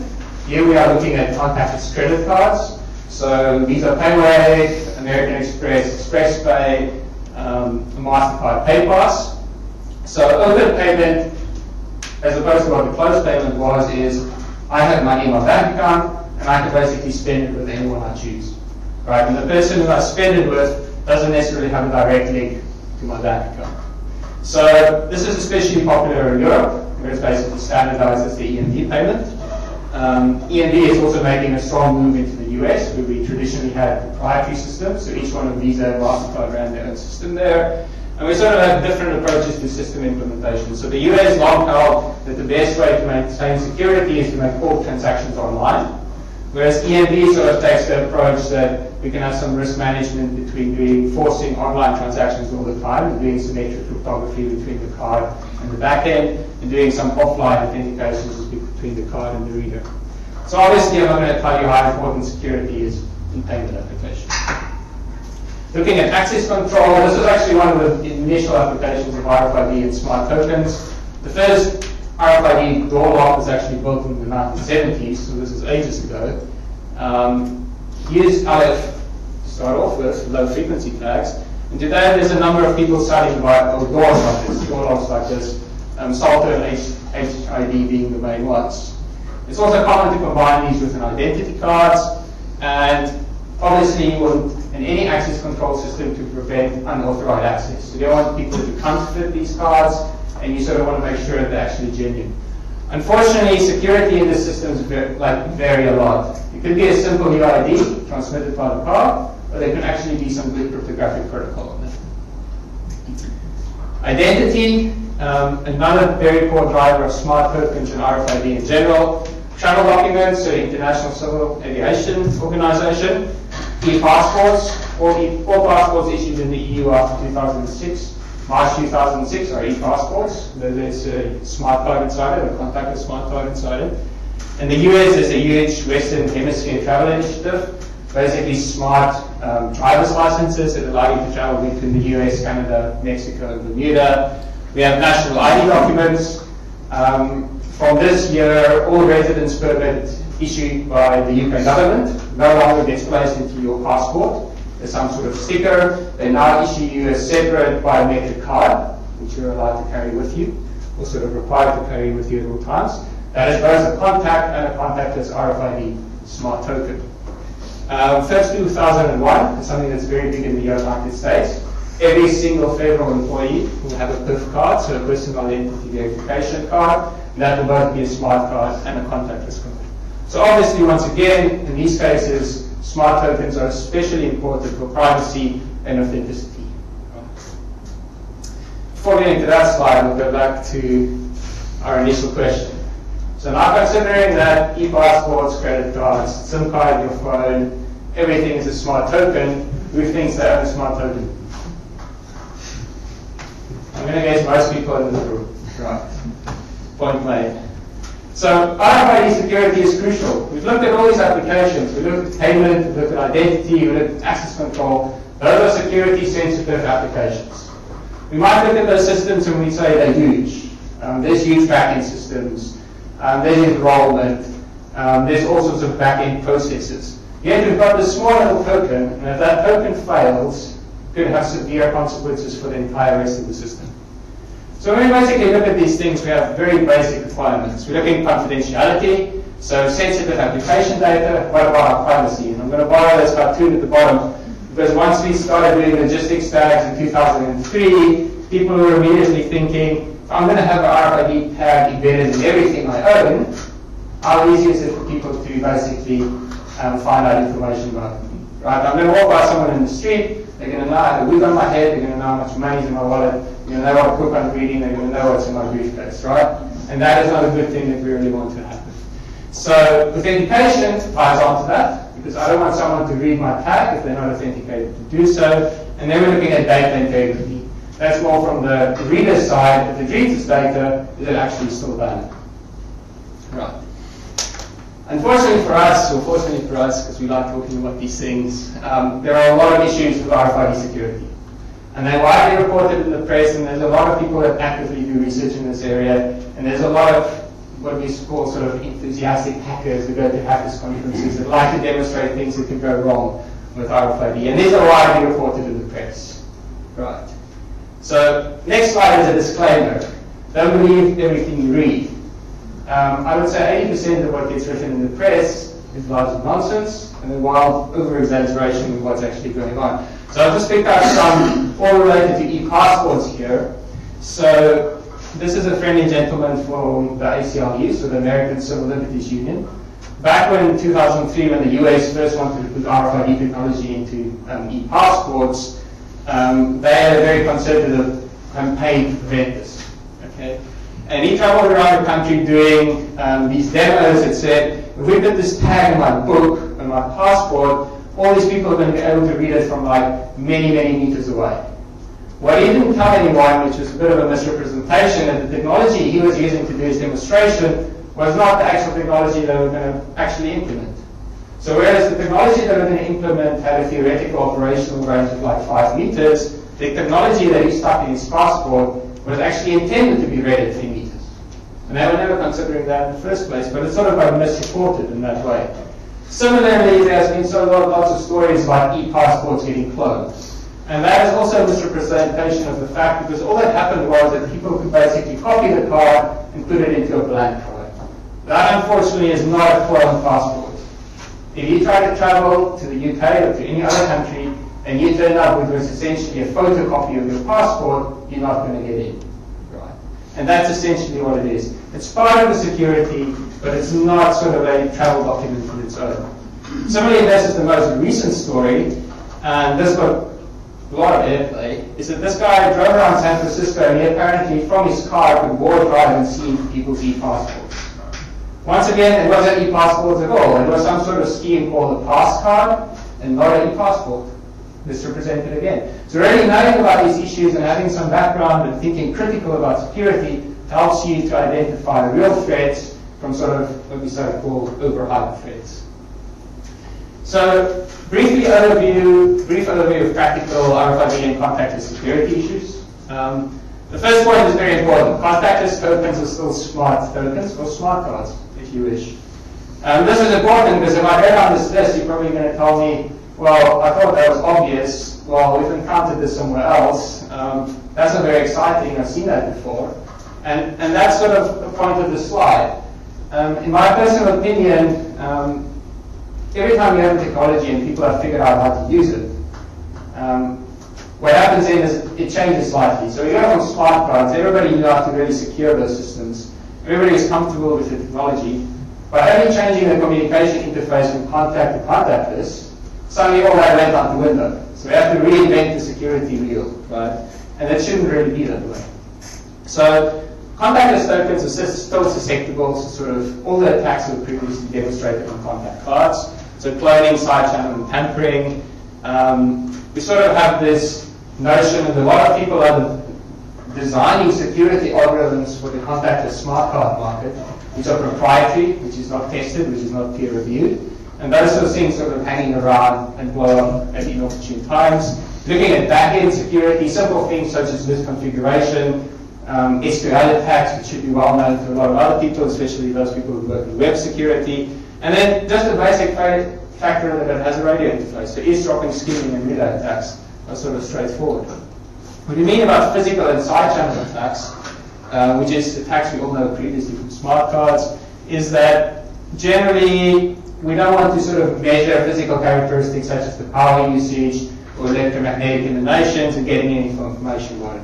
So we've got a simple picture at the bottom here, and that's actually, if you write an assembly, the RSA signature, you do it bit by bit. And if you look at the power that the card actually uses during that time, what happens is exponentiation by 0 is much shorter than exponentiation by 1.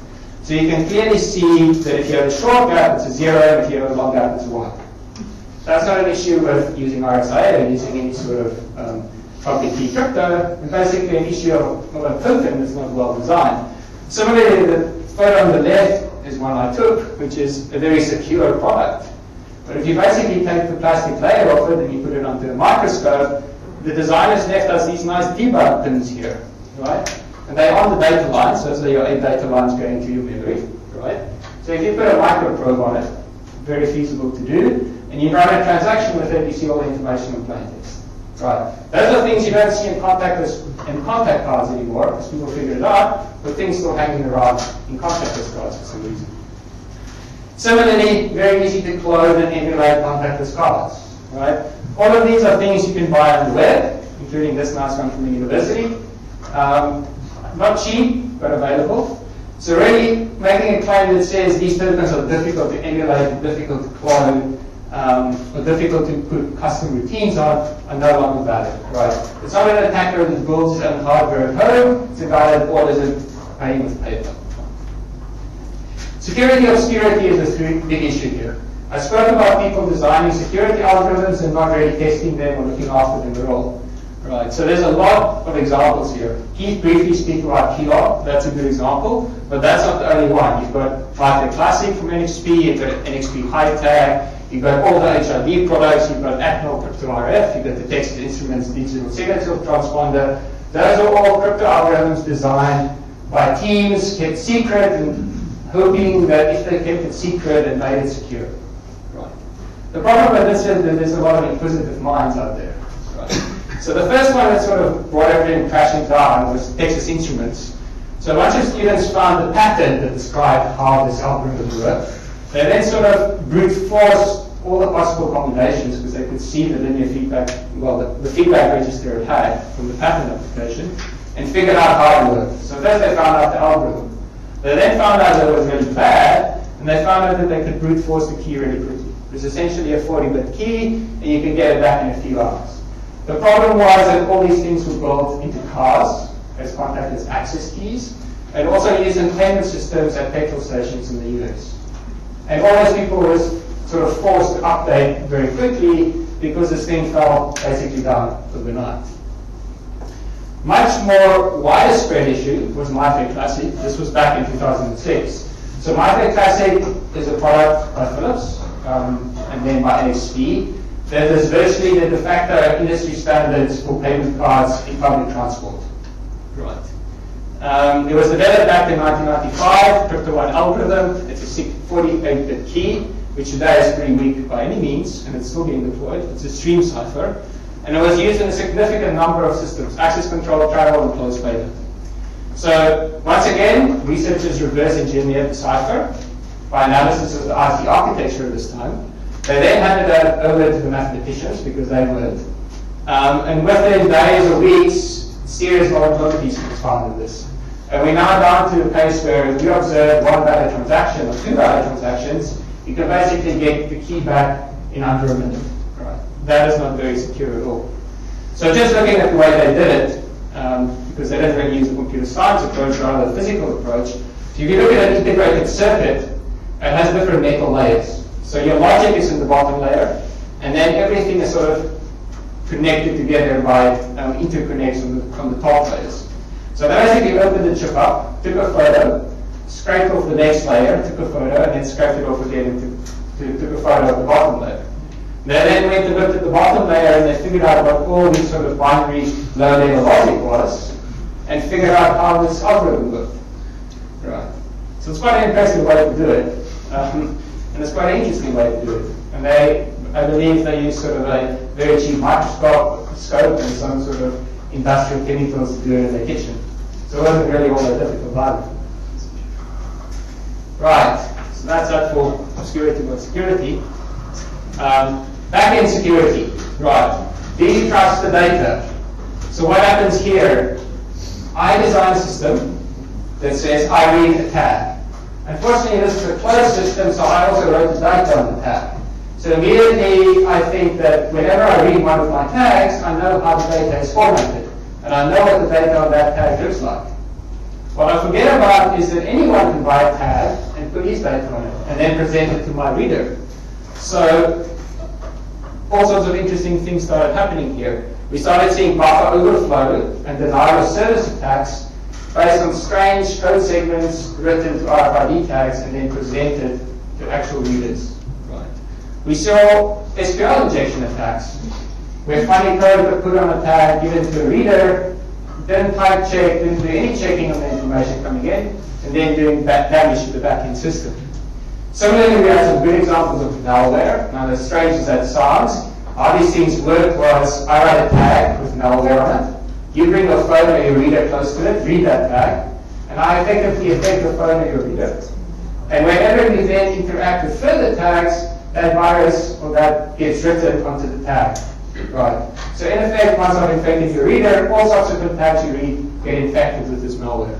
Quite effective and not really a propagation vector as most people would consider. There was also some simple configuration issues. This came out with e-passports especially, where we had this really complex PKI system. And then subsequently they found out that most people who looked at border control never bothered to configure it. So they never went to the certificate authority and actually checked the certificate. They just checked that whatever certificate the each passport gave them actually verified the signature coming off the passport. Looking at the physical channel, eavesdropping and skimming. So immediately when we think about radio, we think that it's going over the air. Right? So we think that if I put an antenna out there, I can see the transactions that happen. Similarly, because this is contactless, if I have my tag in my pocket, feasible that someone can sit on a chair over there and try and read it without me knowing about it. Right. So these are two very obvious attacks. And yet most people sort of discounted it, and the practical feasibility of these attacks is sort of commonly debated in the press by various academic researchers and by industrial people, and sort of often misrepresented in a way. So what is skimming? So skimming is I have my tag in my pocket, the attacker is way over there, and he wants to read my tag. And he can do this because once the card is activated by the RF signal, there's really nothing stopping him in most cases doing that, except sort of the law of physics. So this is the system we have at the lab. So it's a normal reader. It has a very nice amplifier and a much bigger antenna than you would expect. And what you find out is that the range you can read this tag at is basically limited by the amount of power and the size of the antenna that you have. Eventually you reach a physical limit. I know at least one person who tried this attack, they had a lot of resources and they were just pushing this up and up. And eventually when they ran this experiment, they had to clear the room because of health and safety concerns. And when they actually activated it, they fried the hard drive in the computer that was running it. Right. And even with that, they only got to about a meter away. Right? So even though I say it's completely proportional to the amount of power of the antenna that you have, there's a moment that you can't really go any further. Okay. For UHF tags, it's quite a bit further, so it's 21 meters in that case. Looking at eavesdropping distances, some initial theory that I just want to make clear. In this case, RFID reader token in a legitimate transaction, so they're close together, and the attacker is far away and he wants to see what's going on. So there's sort of different distances here that you can measure. The one is if you want to do simple traffic analysis. You don't really want to get the data back, but you just want to see that the data actually happened. Right? There's a distance at which you can see the channel going from the reader. Because of the way these systems work, that's normally much more visible. And then there's the distance at which you can actually see the data coming back from the tag. So if we talk about eavesdropping distance, we really mean this final distance, which is the one that we can both see the data going from the reader to the token, and back from the token to the reader. So once again, very practical attacks. So these are things that people have actually built in practice. The top one I built actually. So these are things that you can use to eavesdrop on contactless credit cards, on e-passports. You can either go for the cheap improvised reader, might not give you a long range, you might get a meter out of it. But that might be good enough for your attack purposes. If I'm a guy selling some chocolates at the train station and I hide it right next to the point of sale device, I could eavesdrop something from that. This is an antenna set up by the BSI, so the German a national security agency. And they sort of try to push the envelope to see how far they can go. So they had a very, very large antenna and some very fancy electronics. And they got to about 3 meters in the process. So distances pretty much depends on how much money you're willing to throw at this. Although subsequently some people have come up with some models, including noise and physical characteristics of the channel. And they reckon that the absolute maximum you can do in sort of a working environment such as this, so not somewhere in the field, generally a place in a city where there's quite a lot of noise around you, is about 4.5 meters. So once again, sort of a valid threat in certain circumstances, but not as bad as some researchers claimed who said that you're going to basically be able to steal people's credit card details from across the street or from kilometers away. Final attack I want to look at the physical layer is something called relay attack. So this is only the real first attack we encounter that we currently have no real countermeasure for. You can think about skimming. If I have proper authentication, then you can't read the tag in my pocket. If you think about eavesdropping, if we had proper confidentiality services, that wouldn't be a real issue either. So what is a relay attack? So back in the 70s, there was this philosophical research problem proposed by Conway, which he called the Grandmaster Chess problem. So what happened here is there's a little kid that knows nothing about chess, and is obviously not very good at it, and he wants to play chess with 2 grandmasters. And back then, you could play postal chess. So he would challenge both of them to a game of postal chess. He would then take the opening move from the first grandmaster and send it to the second. And then he would take the response move from that one and send it back to the first one. So both of them were thinking they were playing with him, but essentially they were playing against one another. Right?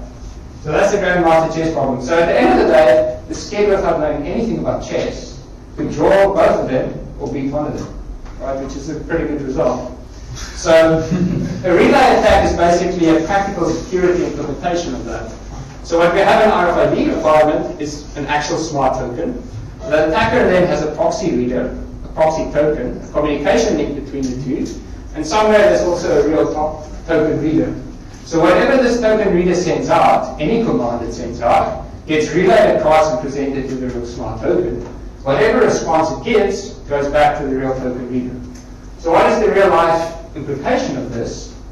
If I am in a small coffee shop, right, on a market somewhere, I've got a point of sale terminal. I ask my customer, please insert your card here and pay €1 for your coffee. While this card is in my machine, I send my friend off to the jeweler's, right? He's got a proxy reader. I've not got the real card in my proxy reader, because the guy gave it to me to buy his €1 coffee. My friend is now at the jeweler's with his proxy token. He puts it into the jeweler's point of sale device, buys a nice necklace or whatever for €2,000. The token reader starts processing that transaction, and it actually goes to the real token. And the real token will authenticate that transaction, and that's it. Right? So, very real practical application of this attack here. The problem is that it also circumvents most application layer security. Even if this token reader did sort of a accepted security authentication protocols, the smart token, all the responses it gets back is still going to be valid, because in fact it's actually communicating with the real token. The token reader has no real way to distinguish between its proxy token and the smart token. Is it practical? By all means, yes. Once again, something we built in our lab. So we've got a proxy token. So that's the little thing you put on the real reader that decodes the information. Got some radio channels, right? 2 of them for the forward and the backward channel. And then we've got a modified card reader, takes all the data that comes from the real reader, gives it to the real card, gets the information back from the real card, and sends it back to the real reader. Very practical, looks very nice. So, to wind up, coming back to NFC. We spoke about NFC being a very nice reader. We spoke about it being a very nice token. Right. So, has the fact that technology advanced here given us a really nice attack platform? Right? That's a very interesting question to consider. For example, if we go back to skimming, I can now use my NFC phone to read someone's tag in his pocket. It's not very suspicious, because a lot of people walk with their mobile phone in their hand. It then gives me a card emulator as well. So after I've taken the details, I write it back into the card, and I can use it to make a purchase of things. I can use it to get into a building. It's a very nice open development platform. So these are really issues that you need to address. So a lot of the existing APIs don't need signatures, put them into applications. A lot of the secure elements can be unlocked, put your own applications on it for developers' purposes. So this is a very real concern. Little demo on, I call it cloning in this case because it's a bit unquiet. It works on first generation contactless credit cards. Back in the day when people didn't really think about contactless security. In those days, if you spoke about contactless credit cards, it was basically a card with static data. So it had the max card data on the card, and that's all it said, and the data didn't change. So it was very easy to read that card, get the data out, write it onto a blank card, and then use it as a point of sale device. So we were fortunate enough to get hold of some of these, and we tried to do it with a phone. So it's very simple. You write an application, read the tag, get the information out, then write all that information onto the phone secure element, and then present it to a point of sale terminal. Very nice cloning platform. Everything done for you already. No need to buy any of those card emulators we saw earlier in the presentation. Final thought, what about off-the-shelf relay attacks then? We needed a proxy token and a proxy reader, i.e. device that the attacker controls that either access a contactless token or a contactless reader. Why can't we just use phones? Right? Why can't I use my phone to hold it against somebody's legitimate token and use my friend's phone to hold it against a legitimate point of sale device? Definitely an issue that's worth considering. Right. And that's basically it. So if you have any questions about nasty things you can do with contactless cards, please get in touch. I would be happy to speak to you about that. Thanks. Thank you. Any questions? Now, without getting in touch later. No. Okay, our last speaker now, Mr. Joseph Bugeja.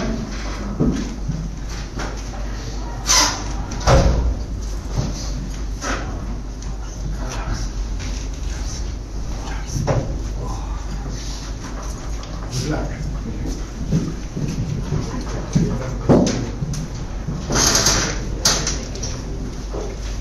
Okay, so I'm Joseph Bugeja. In this short presentation, we'll discuss the topic of cross-site scripting, which is the area of my research work. Basically, cross-site scripting is an application attack. We will see its sources, its causes, its threats, and the current defense methodologies, and also the attacks, and my proposal how to address cross-site scripting attack. Organizations nowadays do several things as far as security goes. I mean, they install firewalls, we use IDSs, we patch our servers, we install SSL and we use SSL, we monitor our traffic. However, most of the time, vulnerabilities present at the application layer, we tend to ignore them. Currently, development security at application level is much more, it is actually difficult, and it is a subject that is not taught at school. And in fact, Gartner and other security research bodies who study security say that 75% of all the attacks present on the servers are occurring at the application layer, at the software layer. If we study the statistics and we analyze them from CESNIC, from OWASP, from MITRE, and from many other security bodies, we can know that cross-site scripting is actually the most prevalent application security threat. Actually, my research work indicates that it is present almost across 70% of all the applications. This is something which coincides with OWASP, which in 2007 has labeled it as the most prevalent and pernicious application security threat. And it also coincides with other research bodies such as, for example, SANS and CESNIC, who study development of application security. XSS flows occur basically when you have an application which just accepts the input data from an end user, which could be from an end user, it could be from a mobile, or it could be from a malicious channel. It just accepts them and it basically uses them in the application without doing any kind of validation or escaping to this data. So we'll see an example later on how this occurs. Basically, the untrusted data consists of JavaScript content, however, it is not limited to JavaScript content. And basically what causes an XSS attack is that the browser is expecting data, but instead of data, the hacker issues commands, and these commands manage to change the browser execution context from a passive data context to an active context. This behavior allows the attackers to execute scripts which potentially could impact confidentiality, integrity, and availability of resources. You can have a text that steals sensitive information. You can have a text that, for example, defaces a website. And you can also create some kinds of attacks that can bring down servers to their knees, basically, with XSS whims. Of course, no one is free. There have been attacks on FBI, CNN, eBay, Google, Yahoo, and everyone, basically, with cross-site scripting attacks. So how does cross-site scripting attacks work? Basically, we have, for example, here a demo bank, and this bank has a search page, and in this search page I have a field, I have an input field here, which is prompting me to enter something for me to search. I enter I, representing the hacker with the black hat now. I'm trying to see how this site behaves. So I key in XSS and I press the go button, and I notice that no results were found for my query. This could be something which is a normal behavior of the site. But then what the attacker tries next is that he says, okay, so this is actually being reflected directly in the search results what I entered here. So now, this time, let's try something else. Instead of typing data, what is expected in this field, let's type something else. And instead of typing a normal data string, I type a scripting command here, script alert document.cookie. And the hacker notices that his exploit was in fact successful because this side has issued his cookies over the browser. So therefore, this is the cause of it. So I am assuming that only legitimate data is received from the application, is passed by the user, while in fact the user is passing here a coding statement. Of course, this attack is just the beginning, and much more malicious attacks can be conducted with this. For example, I can lure the user into clicking into executing this kind of script. And in this kind of script, I am basically telling the user that when he presses my link, my hyperlink, I could get his access to his browser cookies, and getting access to his cookies, I could easily impersonate users, and given that this is a non-online banking site, I can easily do things, carry things in his name, basically. I can even buy things in his name without him noticing, if I manage to steal this kind of cookies from his browser. Of course, this was just the beginning, and attackers have, nowadays there are a lot of tools available, even open source. You don't have to pay for these tools. Much of the tools are available and can be downloaded from the internet, and they are used by white hat security guys. There are tools like WebScarab, tools like Bear, which are used by penetration testing, but these can also be used by malicious users. There are users who are like script kiddies, who just download things and just play with them, but you can easily find much more motivated hackers who can create their own tools as well. Of course, there are various attack points and enabling technologies.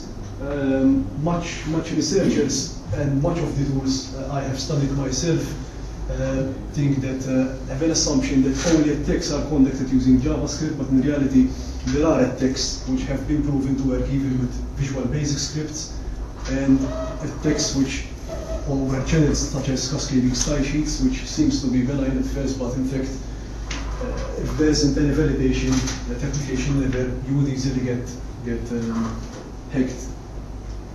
There are also techniques such as encoding. Encoding is used both to protect the site, but it can also be used by attackers to basically create some attack patterns, some attack vectors which aren't easily basically detected by tools.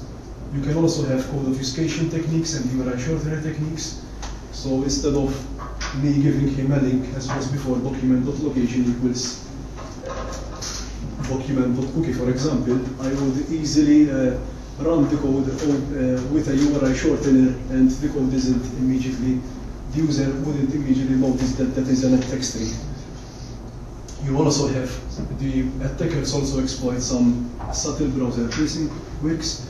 For example, some browsers tend to be very error tolerant, and if I type certain strings, for example, if I do not type any end tags, the browser might fill that up for me. That type of behavior can be exploited by hackers, that type of auto-completion, which browsers, especially Internet Explorer, does to sites. There are also, you can also combine, as with all other security techniques, social engineering tactics. So I can tell a user, click on this link, not only relying on the technical side, but I can also exploit some weak channel, which I think the weakest channel is always human being.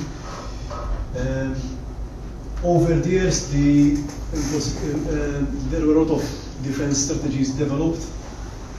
Tools, all the tools we've studied range over client-side, server-side, or hybrid. Client-side and hybrid, the disadvantage, an example of client-side is the IE-XSS filter, or you can have the NoScript, which comes with Mozilla Firefox as well as a plugin. The disadvantage shared with client-side and hybrid is that you need to involve the end user, and the end user, we know that he doesn't know much about security, and he isn't willing to upgrade his browser to of course, have some kind of protection. In fact, there are even users who still use IE6, especially in the Republic of China, which was issued back in 2001, I believe. There are also tools there are tools which protect the developer. I mean, while I'm developing, I can easily basically scan the site for XSS while I'm programming the site, and also during testing. And there are tools that scan the site while it is for XSS while it is running, basically while I'm working on the site. All the tools have some levels of false positives and false negatives. This is especially the case with approximation techniques, which are used by static analysis tools. And most tools tend to be generic enough to have false positives at text, and of course most tools have false negatives, meaning that they easily can miss a legitimate attack by writing something which can be enough generic. You also have boilerplate reaction phase, meaning that most of the tool either block the request, they encode the request, or basically they redirect the user to a particular site rather than giving some kind of customization. For example, I do not want to stop. For example, if I have a malicious string for this website, I simply want to encode it. I don't want to just log or just stop the request. Maybe it would be the case for a typical organization. There are, of course, a lot of problems with most of the tools we studied, except for some of the cases such as node security and PHP IDS, which they do not address legacy and close-out application. This is a practical limitation. Basically, if I have an application which I cannot change its source code, then of course I cannot patch it, and I cannot force the user to do some kinds of things. And we've recognized these limitations, and recognizing these limitations, we designed the access framework, which will not go through it here, of course, because we are short of time. But basically, we are basing on a set of, this framework is built on a set of principles. Basically, the principles are that you should have just one central choke point, so all validations must pass through one layer. Everything should be based on the positive security model. I shall tell the system what shall I accept as valid rather than the other way around. With the blacklist approach, where I tell it, do not accept this, do not accept that. That is impossible because XSS attacks continue to grow, and it's impossible to enumerate them. We also have a framework which is based on rules and actions, meaning that the system I design basically has some kind of logic with if then else conditions. So if I detect this kind of attack coming from HTTP request body or from the HTTP request header, then react to it in this way or react to it in another way. The framework is secure by default, meaning that with the minimal configuration, or actually without doing any configuration, just using the standard configuration which I implemented with the tool, everything is encoded or everything is validated using a positive security model. The system is simple to use and it can be extended with ease. Practically, these principles are all present in this architecture. So basically, we have the HTTP client here, we have the request passing from the untrusted world to the trusted world. The request gets validated by the proxy, which in our implementation I used aspect-oriented programming using Java. And again, the request passes through the validation manager. The validation manager uses a central knowledge base containing all the if-then else logic, and it gets validated by it. And if there are any errors, they are pushed back to the web server and forwarded to the user, depending on what rules and what actions are implemented. So basically, if we see it in action, we just have the firewall over here. I mean, this is the traditional application. I mean, this is the internet, so this is the untrusted world, this is the web server, and these are the company's protected resources, which are databases, for instance. And what we implemented simply is just an anti-XSS framework, a component which is deployed on the web server, and it automatically provides validation and encoding. Again, the implementation we did basically offers protection. Currently, the implementation I did, it offers protection to any Java website without you requiring to modify any application code. And basically, if we again try to again load that attack we did before, the script header document.cookie, this time the web page simply writes the string without executing it, and basically the context of the browser interpreter is still a passive one rather than being active. Therefore, XSS cannot be triggered in this case. If we see the logs of the framework here, we noted that the server detected a string here, and it valid, and it categorized it as malformed by the rule, which we cannot go here how I can define rules because that would take too long. But basically it turned it into this way using some kind of encoding. So if I view the source of the page, I would see this string, which again is rendered non-executable. Basically, that's it. I mean, conclusion, XSS is very, very widespread, even in 2012. It has a lot of technical and business impacts. You should not rely on blacklist alone, but preferably you should use whitelist. Again, the framework we developed offers a pragmatic solution. You just install it by plugging the component on the web server. We measured its performance as well, and it really has a low impact on performance. It is accurate. I mean, personally, I've run the site with all RSnake text. Actually, there are actually 4 pages of text which I've run them all on the tool, and they didn't pass through. The framework is extensible. It doesn't depend on the browser, and it offers real-time and immediate protection without requiring any changes at all to the application. Thank you for listening. I mean, if you have any questions, especially I don't think we have time for questions, but I will still have time for questions.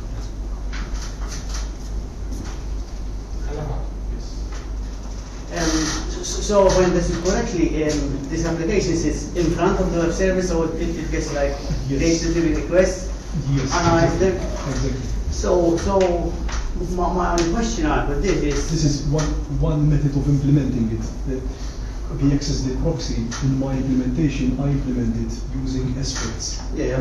Aspects, the advantage of them is that, for example, in Java, everything must be a server. For example, you have a list of HTTP methods, get, post, put, and all those verbs. You can create an aspect and forward it, and everything passes through that aspect, to that server code, and that gets. Or a filter, for example, it would be probably another way of doing it. My question is though, I think with cross-site scripting, the problem is not the input, this is when it was the input to some interpreter. Exactly. So, how do you know to which interpreter you are going to pass the input? Because this same URL is safe for VBScript, but it's not safe for JavaScript. Yes, it's not safe for XPath, for example. So, how do you know? The problem with XSS is that you have many sources and many enabling technologies. Basically, what we did, there is basically a file, and in that file you can input what is the context for that input. So if you get a CSS or if you get VBScript, you type that the context for that URL, it should be For example, JavaScript, I'm just inventing now. But actually, if we use an open source technology from OWASP, it's called SAPI. It has a number of built-in encoders inside it. So it has encoders for VibScript, for JavaScript, and actually we are leveraging that technology in our implementation. So you have to either type in the context in our application, which can be a bit tricky to do, but then of course there are other tools, and I've contacted Ivan Ristic, which is the inventor of mod security himself, and actually he has an open source autoencoder which can automatically detect the context from what I've keyed in, basically. And I also did that more than I also plugged his tool in my implementation. So you just input auto and the system will automatically detect. Of course, I'm validating the request here. There is also a possibility of validating the response object. That can be a bit tricky as well for implementation. Regarding the framework, I know that it must be very complex to set the rules and things like that, but what kind of what methods do you use to set the rules? Do you use logic or do you use some... No, actually in the implementation there is just an XML file. There is just an XML file and you type, what is required is just a default rule. And you have the generic rules, specific rules, and default rules.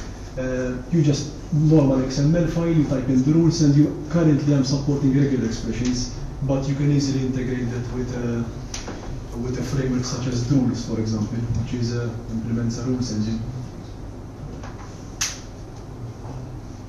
Any questions to the whole panel? Are there any questions that you may